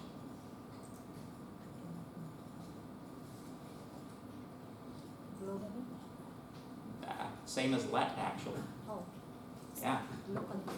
See, that's why I asked, because it's an interesting answer. So, if we, generally at the top you should have a spot for constants, right? Global vars, you should have a spot for that too. Const, SVGNS, throw that in there. There we go, SVGNS. And there you have it. Declaring it as a constant prevents anybody accidentally modifying it while the program is running.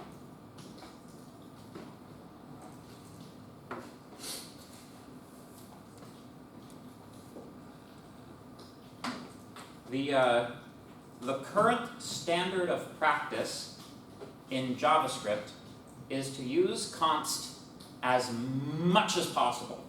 you should almost have that as your default. And use local variables for the rest.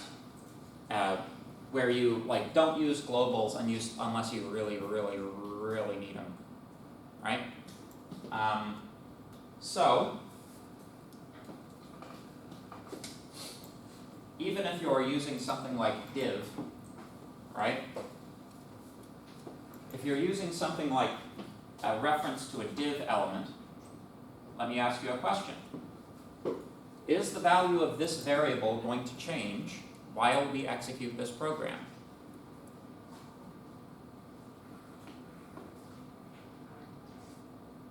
Should it change is perhaps another question.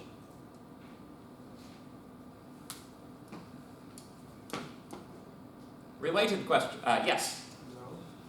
Yeah, it shouldn't change, right? It should remain, to coin a phrase, constant. Could you repeat the question? Hmm? Could you kindly repeat the question again? Do we expect div to change? And the answer is no. We do not expect div to change, right? Change for what? Well, as the program executes, Oh, right? Like we're not going, it's not like we have multiple divs and that variable's going to be swapping between them, right? That should just remain the way it is, so it should be a constant. But if you want to do things this way, you might run into problems.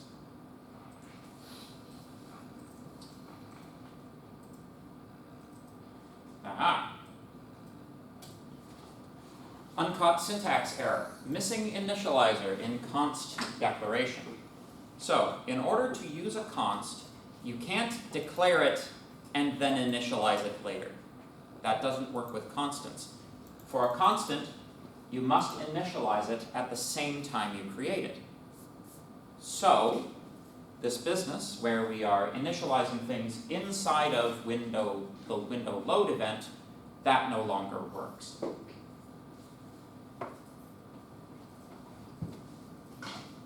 So what we really should do, we should destroy it entirely. Take this bit, throw it in there, make it a constant. Same thing here.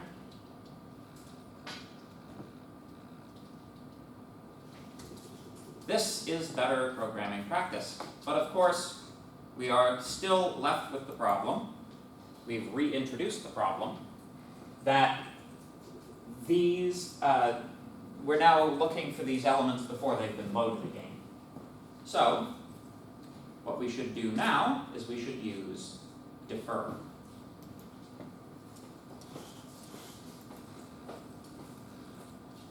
So we go back to our HTML, we go to our script tag, and we defer it, not defer. There we go.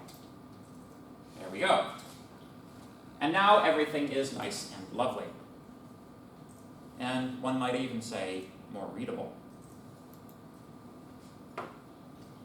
Make sense? So far so good?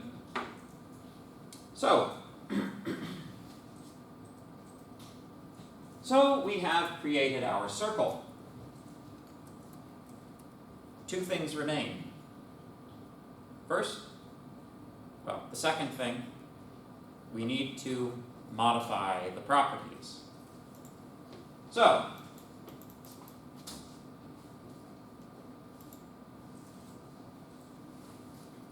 when we modify properties of SVG elements, the same problem that requires us to look up the definition by URL of a circle also applies here. The browser doesn't actually know what properties circles have. We can't just access things simply and easily using dot syntax. We can't say c.centerx, c.radius. We can't say stuff like that, right? Syntactically invalid. But we are given the tools we need. We are given a set attribute function. we are given two functions, set attribute and get attribute.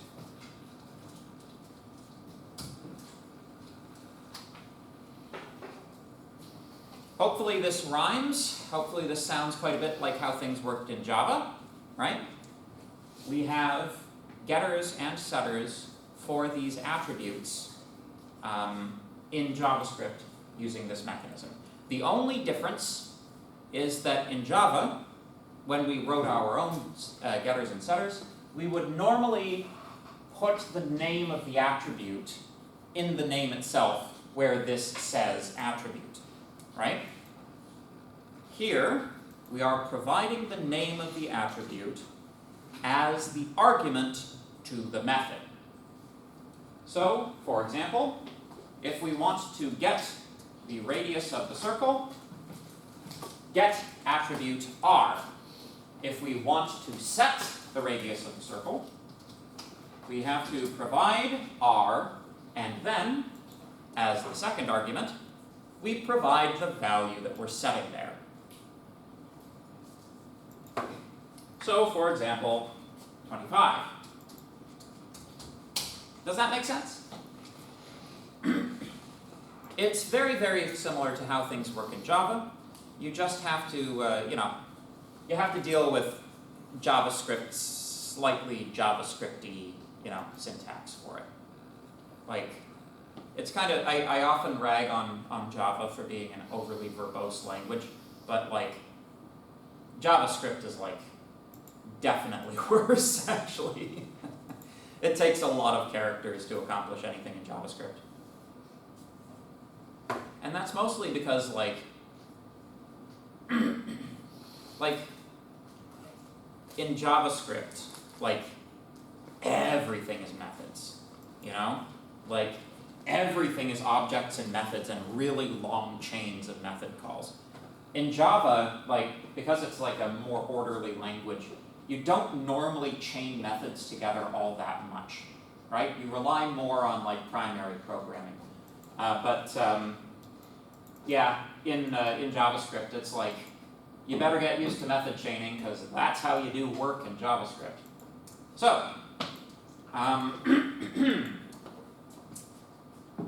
like, I'm pretty sure if I really wanted to, I could do it like this. I'm pretty sure that would work. I don't normally do it like that in class, though, because, like, it's confusing, right? But I believe that the return result of set attribute is probably a reference to the object again, in which case you can call another method on it. And we to some extent have jQuery to thank for all of this, for popularizing this way of doing things. Thanks, jQuery. I hope you die a painful death. That's a little mean to jQuery, but Again, JavaScript is a language that hates you. Never forget that. So, in our case, we don't actually want to get any attributes because the thing has just been created and therefore won't have any. C.set attribute. We'll want to set the position of the center. Let's maybe make that 200. And 250. Why not? Cx and Cy. We also want to set the color attribute. Otherwise, I believe the default will be black. Not that there's anything wrong with the black circle, but we did say that we wanted a red one. Set attribute. Does anybody remember what the attribute name is for the fill color? Just fill, that's right. Fill, red. There we go. So we've set some attributes.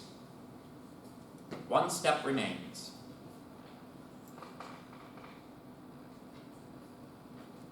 What must we do now? Attach it to the phone. Very good. We are attaching it to the DOM. Where are we attaching it to the DOM? Do we have a reference for that already? Here we go.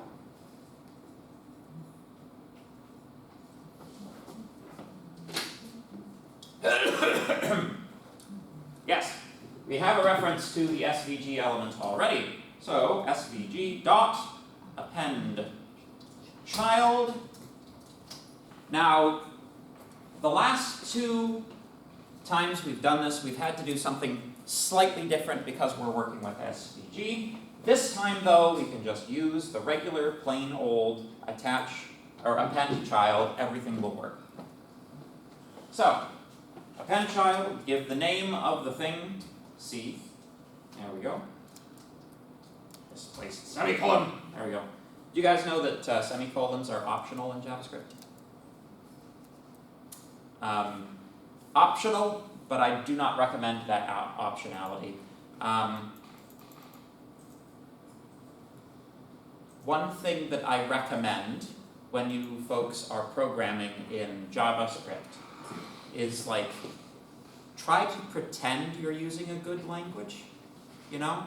Like, you kind of have to like, to some extent pretend this is Java, you know? Like, I know that this thing doesn't enforce types, right? But if you like use your Java brain to program here, you will be thinking about types. Just because it tries to hide the types from you and deal with things doesn't mean you can't get into lots of type-related errors. If you think more rigorously about types, the way that Java has hopefully taught you to, you'll have a much easier time of it here, right? One of the things that Java should have taught you is you should always know what is going in and what is coming out to any operation, right? So if you don't know what the return result of a method is, it's a good idea to look it up in the documentation, okay? So, there we go. We have enough code to test now, so we should test it. Reload. What was it? What was the name of the bloody thing? Draw circle. Draw circle. We have a circle. Looks good, right? All right. We will now have an exercise for the class. All right?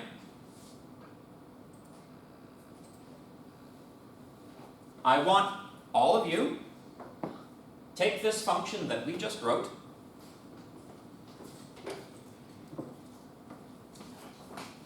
we hard-coded a bunch of values in here. Size, position, and color. Take those and make them into parameters of the function. All right? That is your task. I will give you, 5-10 minutes. Get to work.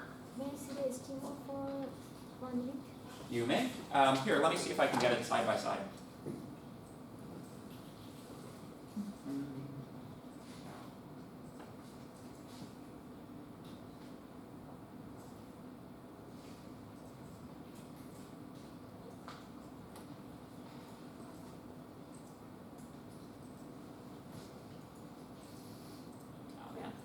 I always forget what the hotkey is.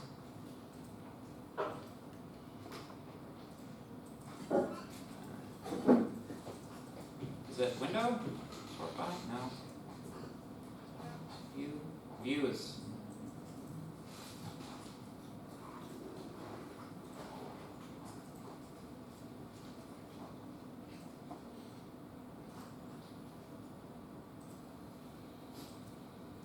I can never find it. Try dragging it out to the center, then it'll give you an option to. Like into the center of here? If you drag the tab out. Oh, there we go. Move to other view. There we go. Thank you. There we go.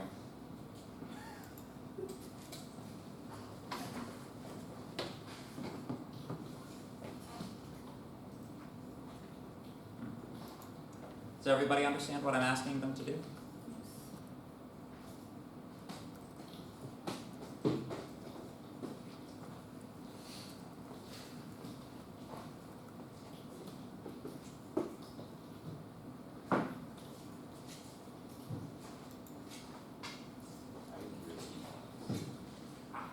Take all of the hard-coded values and parameterize them as arguments of the function.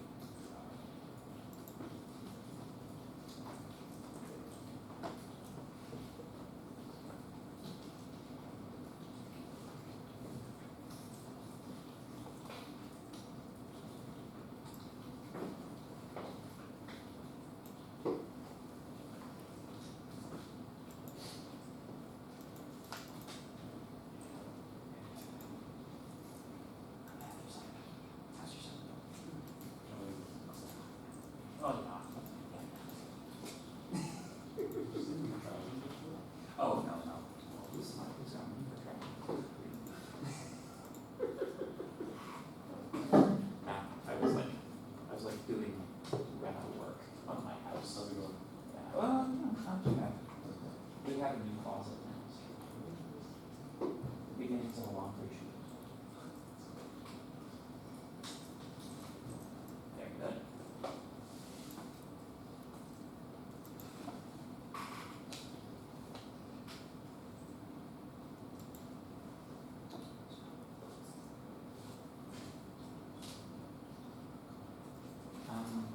Should be.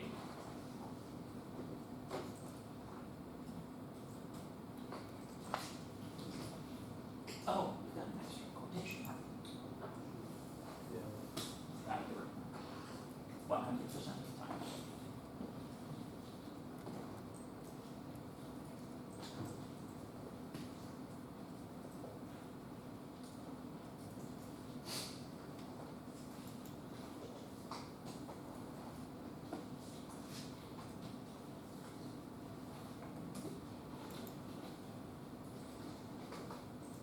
You know, you don't just put this here.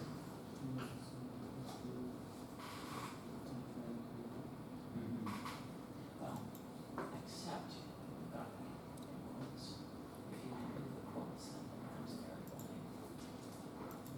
There you go.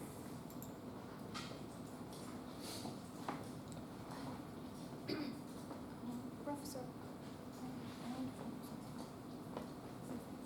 I follow your code, the square.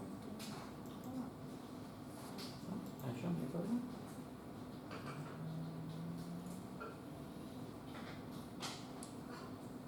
You don't seem to have the SVG. Oh. Oh, okay. Yeah, yes.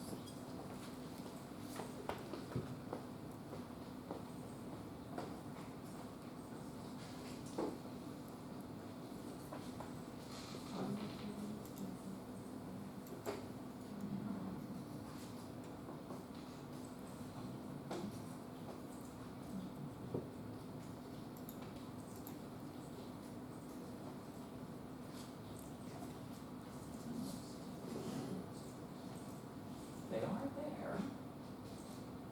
And, just not sure.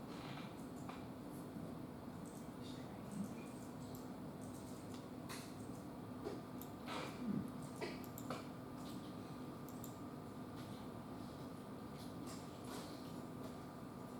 Very odd.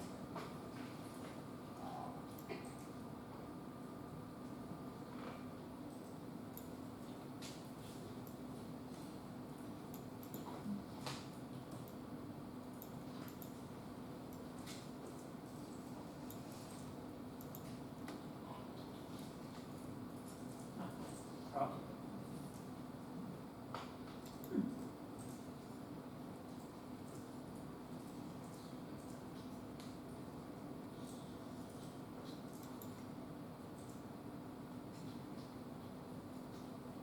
It's so weird.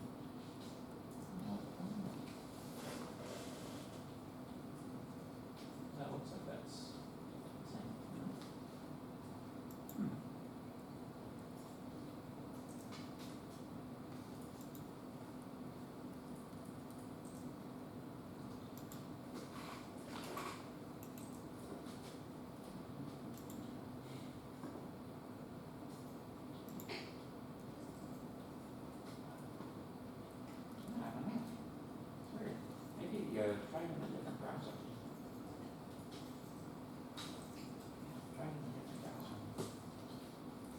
no reason it shouldn't work in Chrome.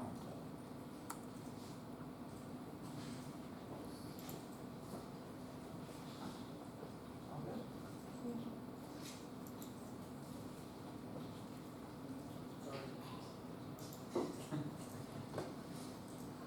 good.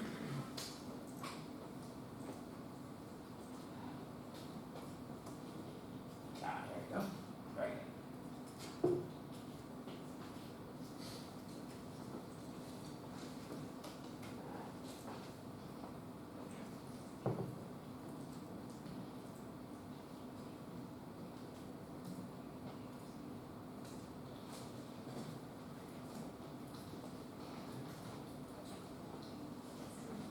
Uh-huh. Yeah.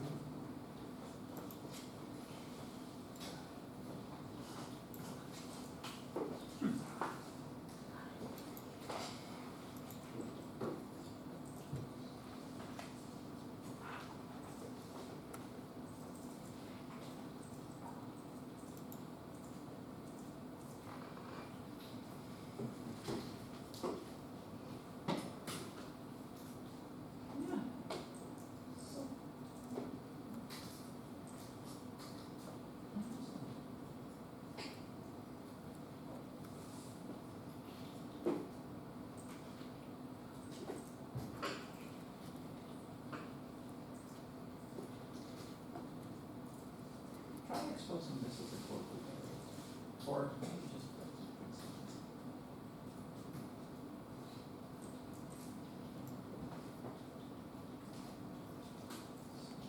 see what's going on with it.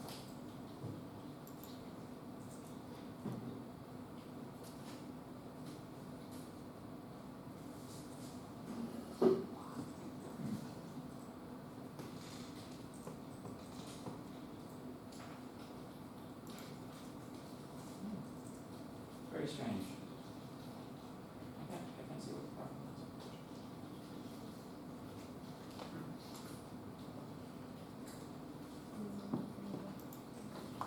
Yeah.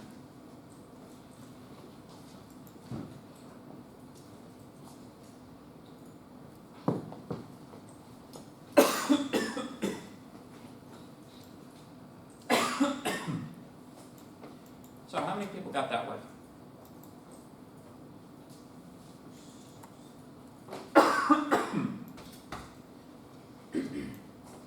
So here's how you do it. All of the elements that you want to parameterize, you pick a name for them. So for example, radius, x position. I know these classes tend to have a lot of exposition. Ha ha ha. Canadian spelling of color, thank you very much. Radius, x position, y position, and color. There we go. We turn those into parameters of the function. Now, when we go back here, draw a circle, we are in fact prompted for what we want. 100, 400, 400, 400, and blue. And there you have it. So far, so good. Now,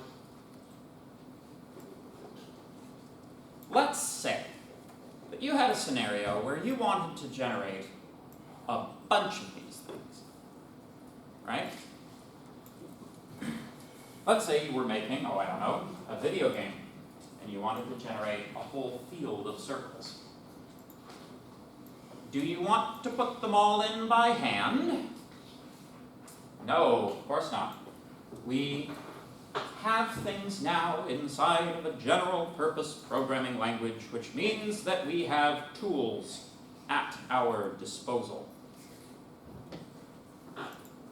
We can now use loops and math to determine where our circles go, how big they are, etc. So, for example, we might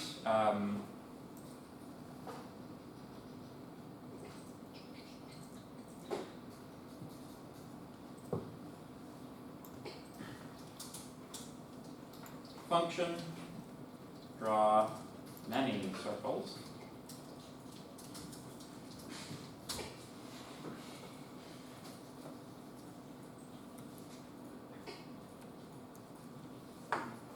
Let's do another exercise.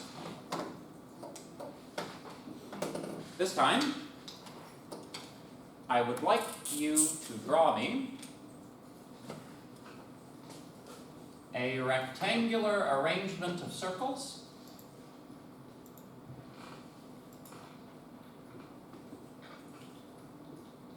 like that, somewhere in the field. Okay? So, the reason we did this one is so that you can use this one in that one. Okay? So, please draw me a field of circles.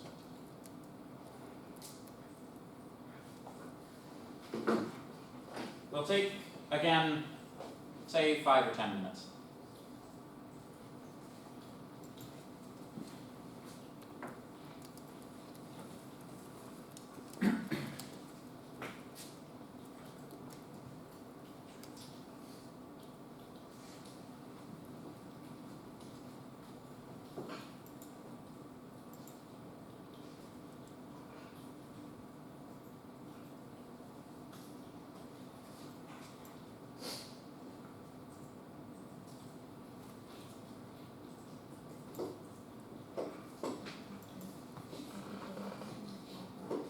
Oh, yeah, that'll do it. Oh, it wasn't loading.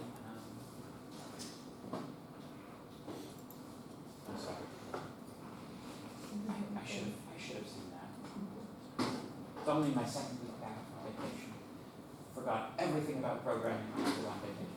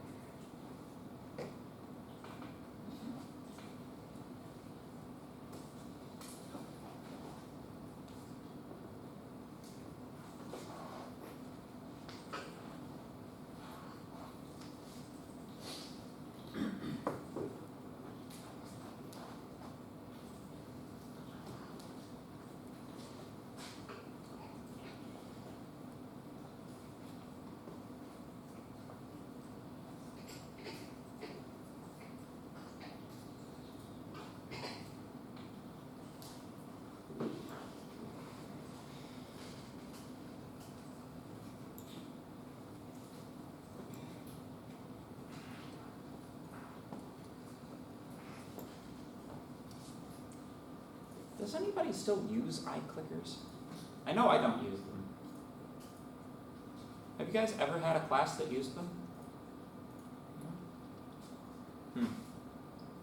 See, what is an iClicker? It's like a little, it's like almost like a remote control that had like A, B, C, and D on it, and they used to use them for in-class polls. I think it's been like superseded now by, what's that thing? The thing where you do the what's it called? Not Moodle. It's the thing where like they take surveys, but they scan the QR code. Cahoots. That's it. Cahoots. Yes. Yeah. Oh god. Yeah. iClicker was like the dedicated hardware version of a Kahoot, but like, you know. Yeah. Anybody who built their slides around those was a fool, in my view. Because of course they were only popular for a couple of years, right?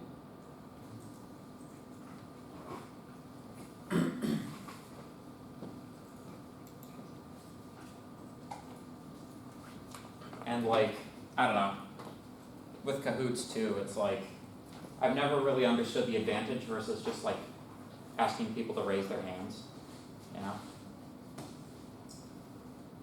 I know it's got like fancy graphics and stuff and gives you percentages, but like,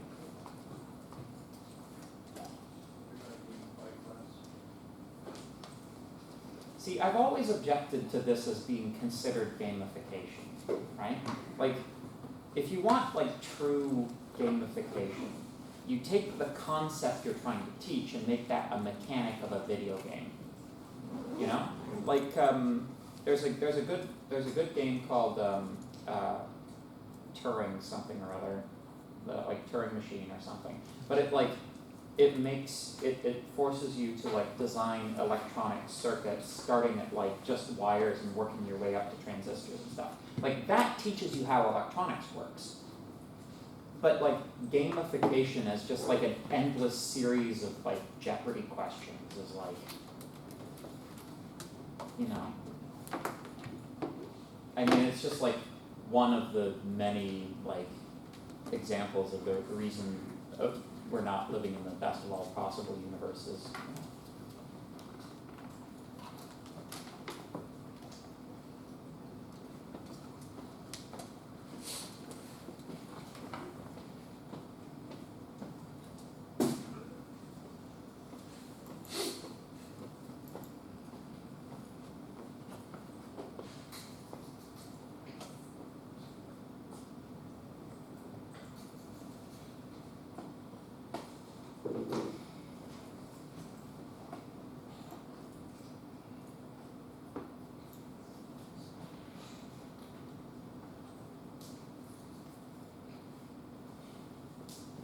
Hey, not bad.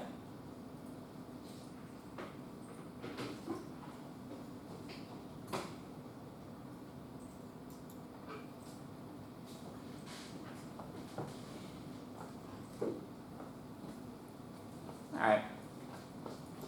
How many people would like a couple more minutes to work on that? Yeah? Okay. Just a couple though, okay? We have to keep moving.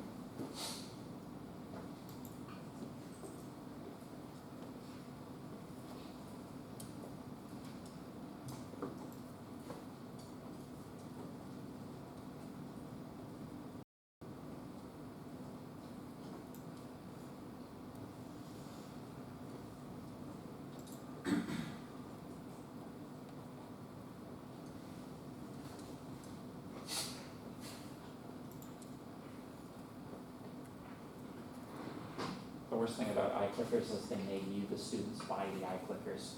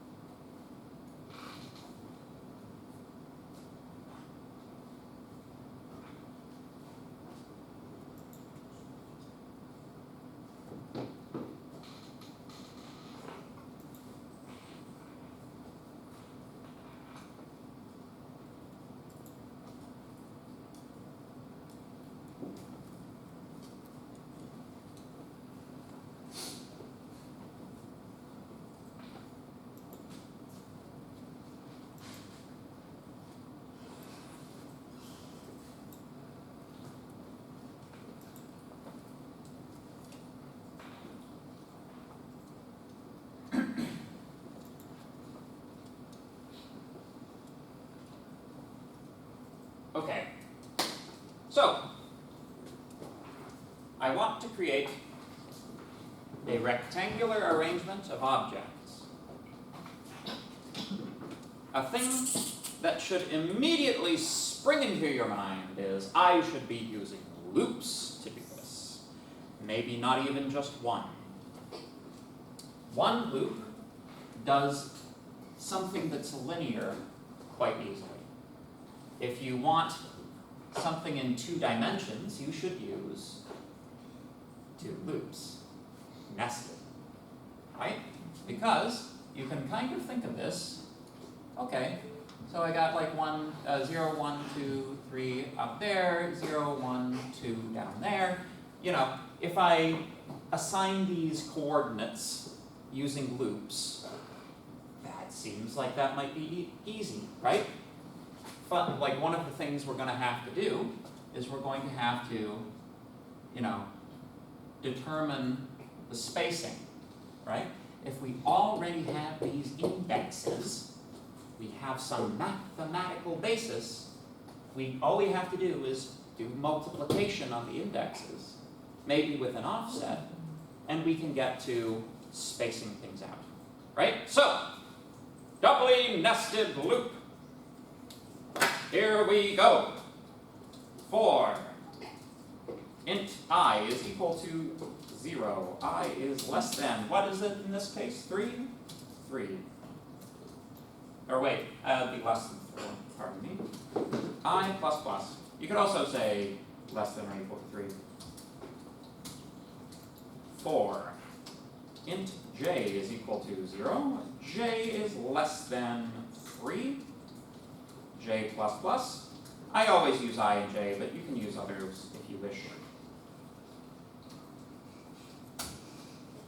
There we go. Now, within here, we need to call our new function. Draw circle. So how do you draw many circles? You repeatedly draw a single circle. So, let's say all of these will have the same radius. Maybe make the radius 15. Why not? We can just kind of pick some numbers here, right? Let's say that we are spacing these 50 pixels apart. And let's say we want to start these, 100 pixels from the top corner of our pane, right? When you guys were working on your exercise, you didn't have to get these details in there, right? This is just, we have to pick some numbers. This was an exercise in, you gotta pick some numbers. So, let's say, I always like to do it like this when the expressions start getting long. So, second argument, x position. 100 plus 50 times I, right? 100 plus 50 times I. That will give you 100, 150, 200, 250, right? Similarly, for the y position, 100 plus 50 times j. Very good. Not Java, just j. Thank you very much. And now, oh wait, ho-ho. You should program like you're programming in Java, but you shouldn't program like you're programming in Java, right? There you go. That's another quick hint. If your editor it's not doing its if it's like automatic suggestions are garbage, you probably have a declaration issue, right? So, now we just pick a color. Someone give me a CSS color. Something fun. Blue. Okay. I was hoping for something like papaya whip. But that's okay. We'll go with blue. Now, draw many circles. Let's see what we get. Ta-da! A rectangular arrangement of circles. Very good. Now, let's see. We've got 10 minutes left in class. Do you want to almost turn this into a game? So, a thing which, I'm trying to sell you on the idea of doing this in JavaScript as opposed to just writing out the SVGs, right?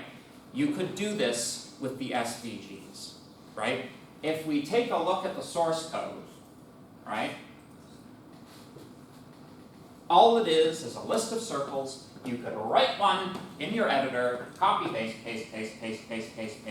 modify the values very slightly on each line. You can do it that way, right? Takes honestly, probably about the same amount of time or a little bit less time than doing it with the coding, right? That said, here's something you can't do. Here's something that you can only do in JavaScript. Not only can we set attributes, we can set event listeners. This is the whole point. You may have been thinking this whole course so far, oh my gosh, why on earth do I have to set the event listener for the click in JavaScript? I can just easily set the onClick attribute in HTML. It's so much easier. Why on earth would I do it in JavaScript? Well, here's the answer. What if the thing doesn't even exist, right? If it doesn't exist at the time that you're writing your HTML, there's no way to assign an onClick attribute for it. So if you're popping things in dynamically, there is no other way to create the event than in JavaScript. So, add event listener. Click function.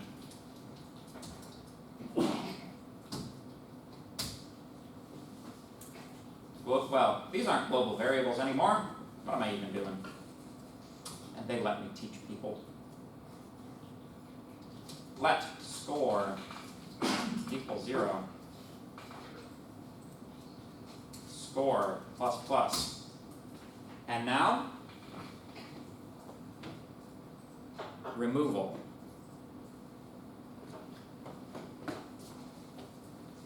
There are actually there's more ways to remove things than we've shown so far. I showed you how to remove things if you have a reference to the parent object and to the object itself. But technically speaking, a reference to the parent is unnecessary. If you know the object you're trying to delete, that is enough information. We can say remove and then give the reference. Now, within the context of add event listener, we have a couple of predefined values which are very, very helpful. One is this. The keyword this operates somewhat similarly to how it does in a Java context. It's not a complete overlap in terms of like what they're used for, right? But within the context of an add event listener function, this is a reference to the object that the event was triggered on. So we can say remove this. Make sense? That's also like reasonably readable as well. So let's test her out.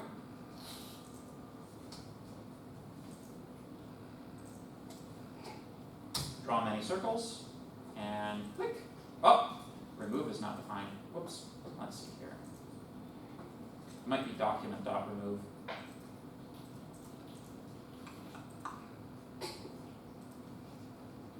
Let's try that.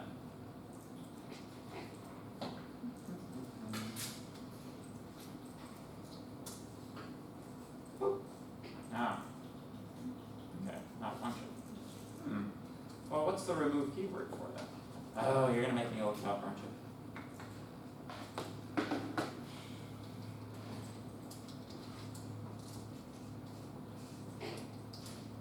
Let's see here.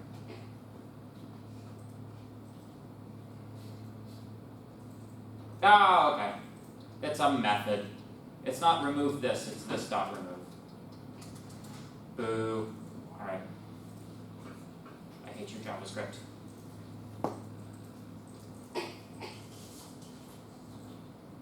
There you go.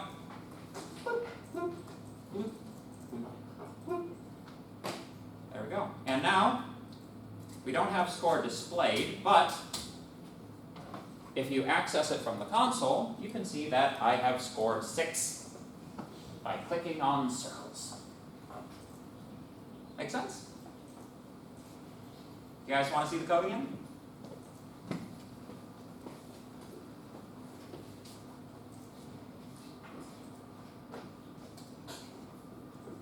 There we go.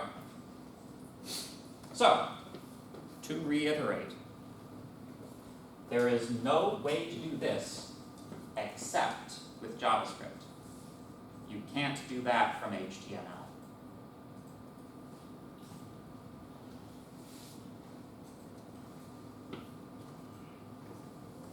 Most particularly because since we have encapsulated draw many circles inside of a function, we could do something clever if we wanted to, if we wanted to continue this example. We could call a function here that checks to see how many circles are left in the SVG. And if none are left in the SVG, we can call draw many circles again, reload the level when you beat the level. Make sense? Any questions?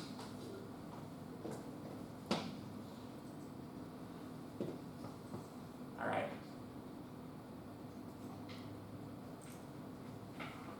Are you terribly, terribly disappointed that I didn't continue Professor Adams's house example? Okay.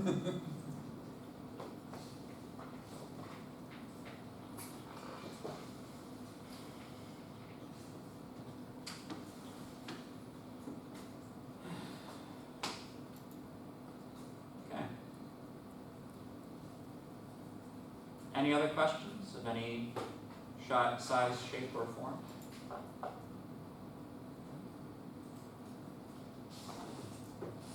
Well, in that case, I will take the last 3 minutes of class and I will give you some studying tips.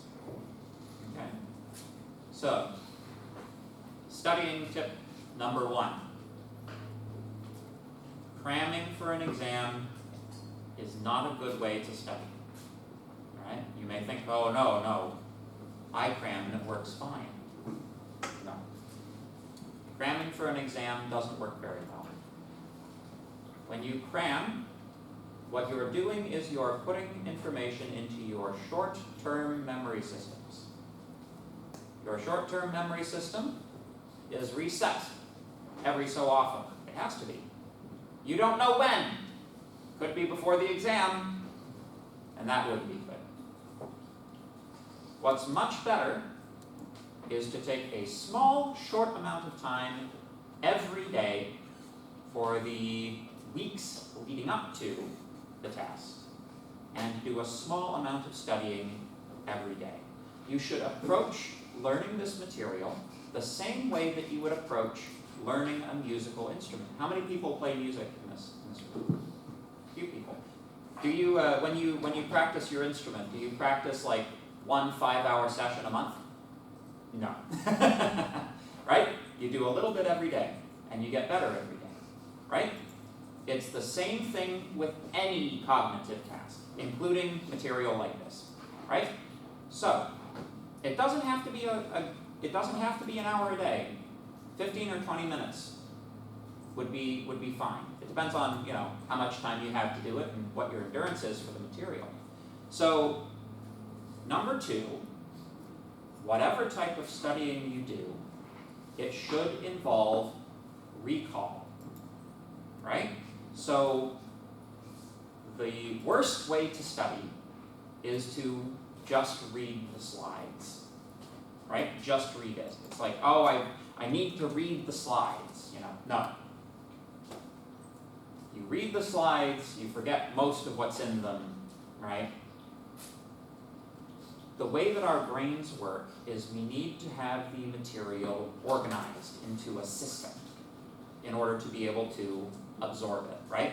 If you have disorganized information in your brain, it's not accessible, right? It might be in there, but you won't be able to remember it on the test, and you might come to the test and you write the test like, oh, I forget how to do this, and then like 3 days later you might remember it. It's like, oh, I knew how to do that, but you didn't at the time, right? It's because the system you had for organizing the information wasn't as good as it perhaps should have been, right? So, how do you create that system?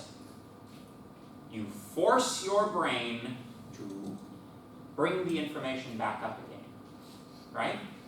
So, personally, when I have material that I need to study, like when I'm creating a new class or something like that, it's actually the act of making the slides themselves that normally cements it for me. So, when I'm studying material, I'll have the textbook, right? I'm making things from a textbook. I typically make classes from textbooks, or other assorted resources. I read, and then I make slides on what I've just read, right? What am I doing when I'm making slides? I am taking that information and I am summarizing it and organizing it for presentation, right? If I have to explain this to someone, here are the important points, right? It's a system of organizing the information. It's far, far superior to have that, to then just sort of try to just cram it in your ear, right? System of organization. Let me say two more things. I know class is over. Number 1, when I say recall exercise, the best, if you're doing a little studying every day, the best recall you can do is on the stuff you studied yesterday. That will help to activate your long-term memory, right?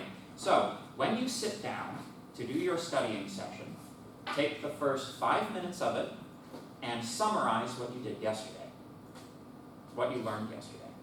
Make sense? So, yes. On the test, we're not just going to give you, a few pages of text and say, here, read this. It's like, okay, I read it. It's like, okay, you passed. It's not how it works, right? We are, when the test comes, the test is testing recall. So if you don't practice recall in your studying, you're not studying for the test, right? Make sense? You're studying for something else. Make sense? Any questions? Good. Thank you very much, everybody, for your attention today. Class is dismissed. I'll see you again on Monday. Unless I see you sooner.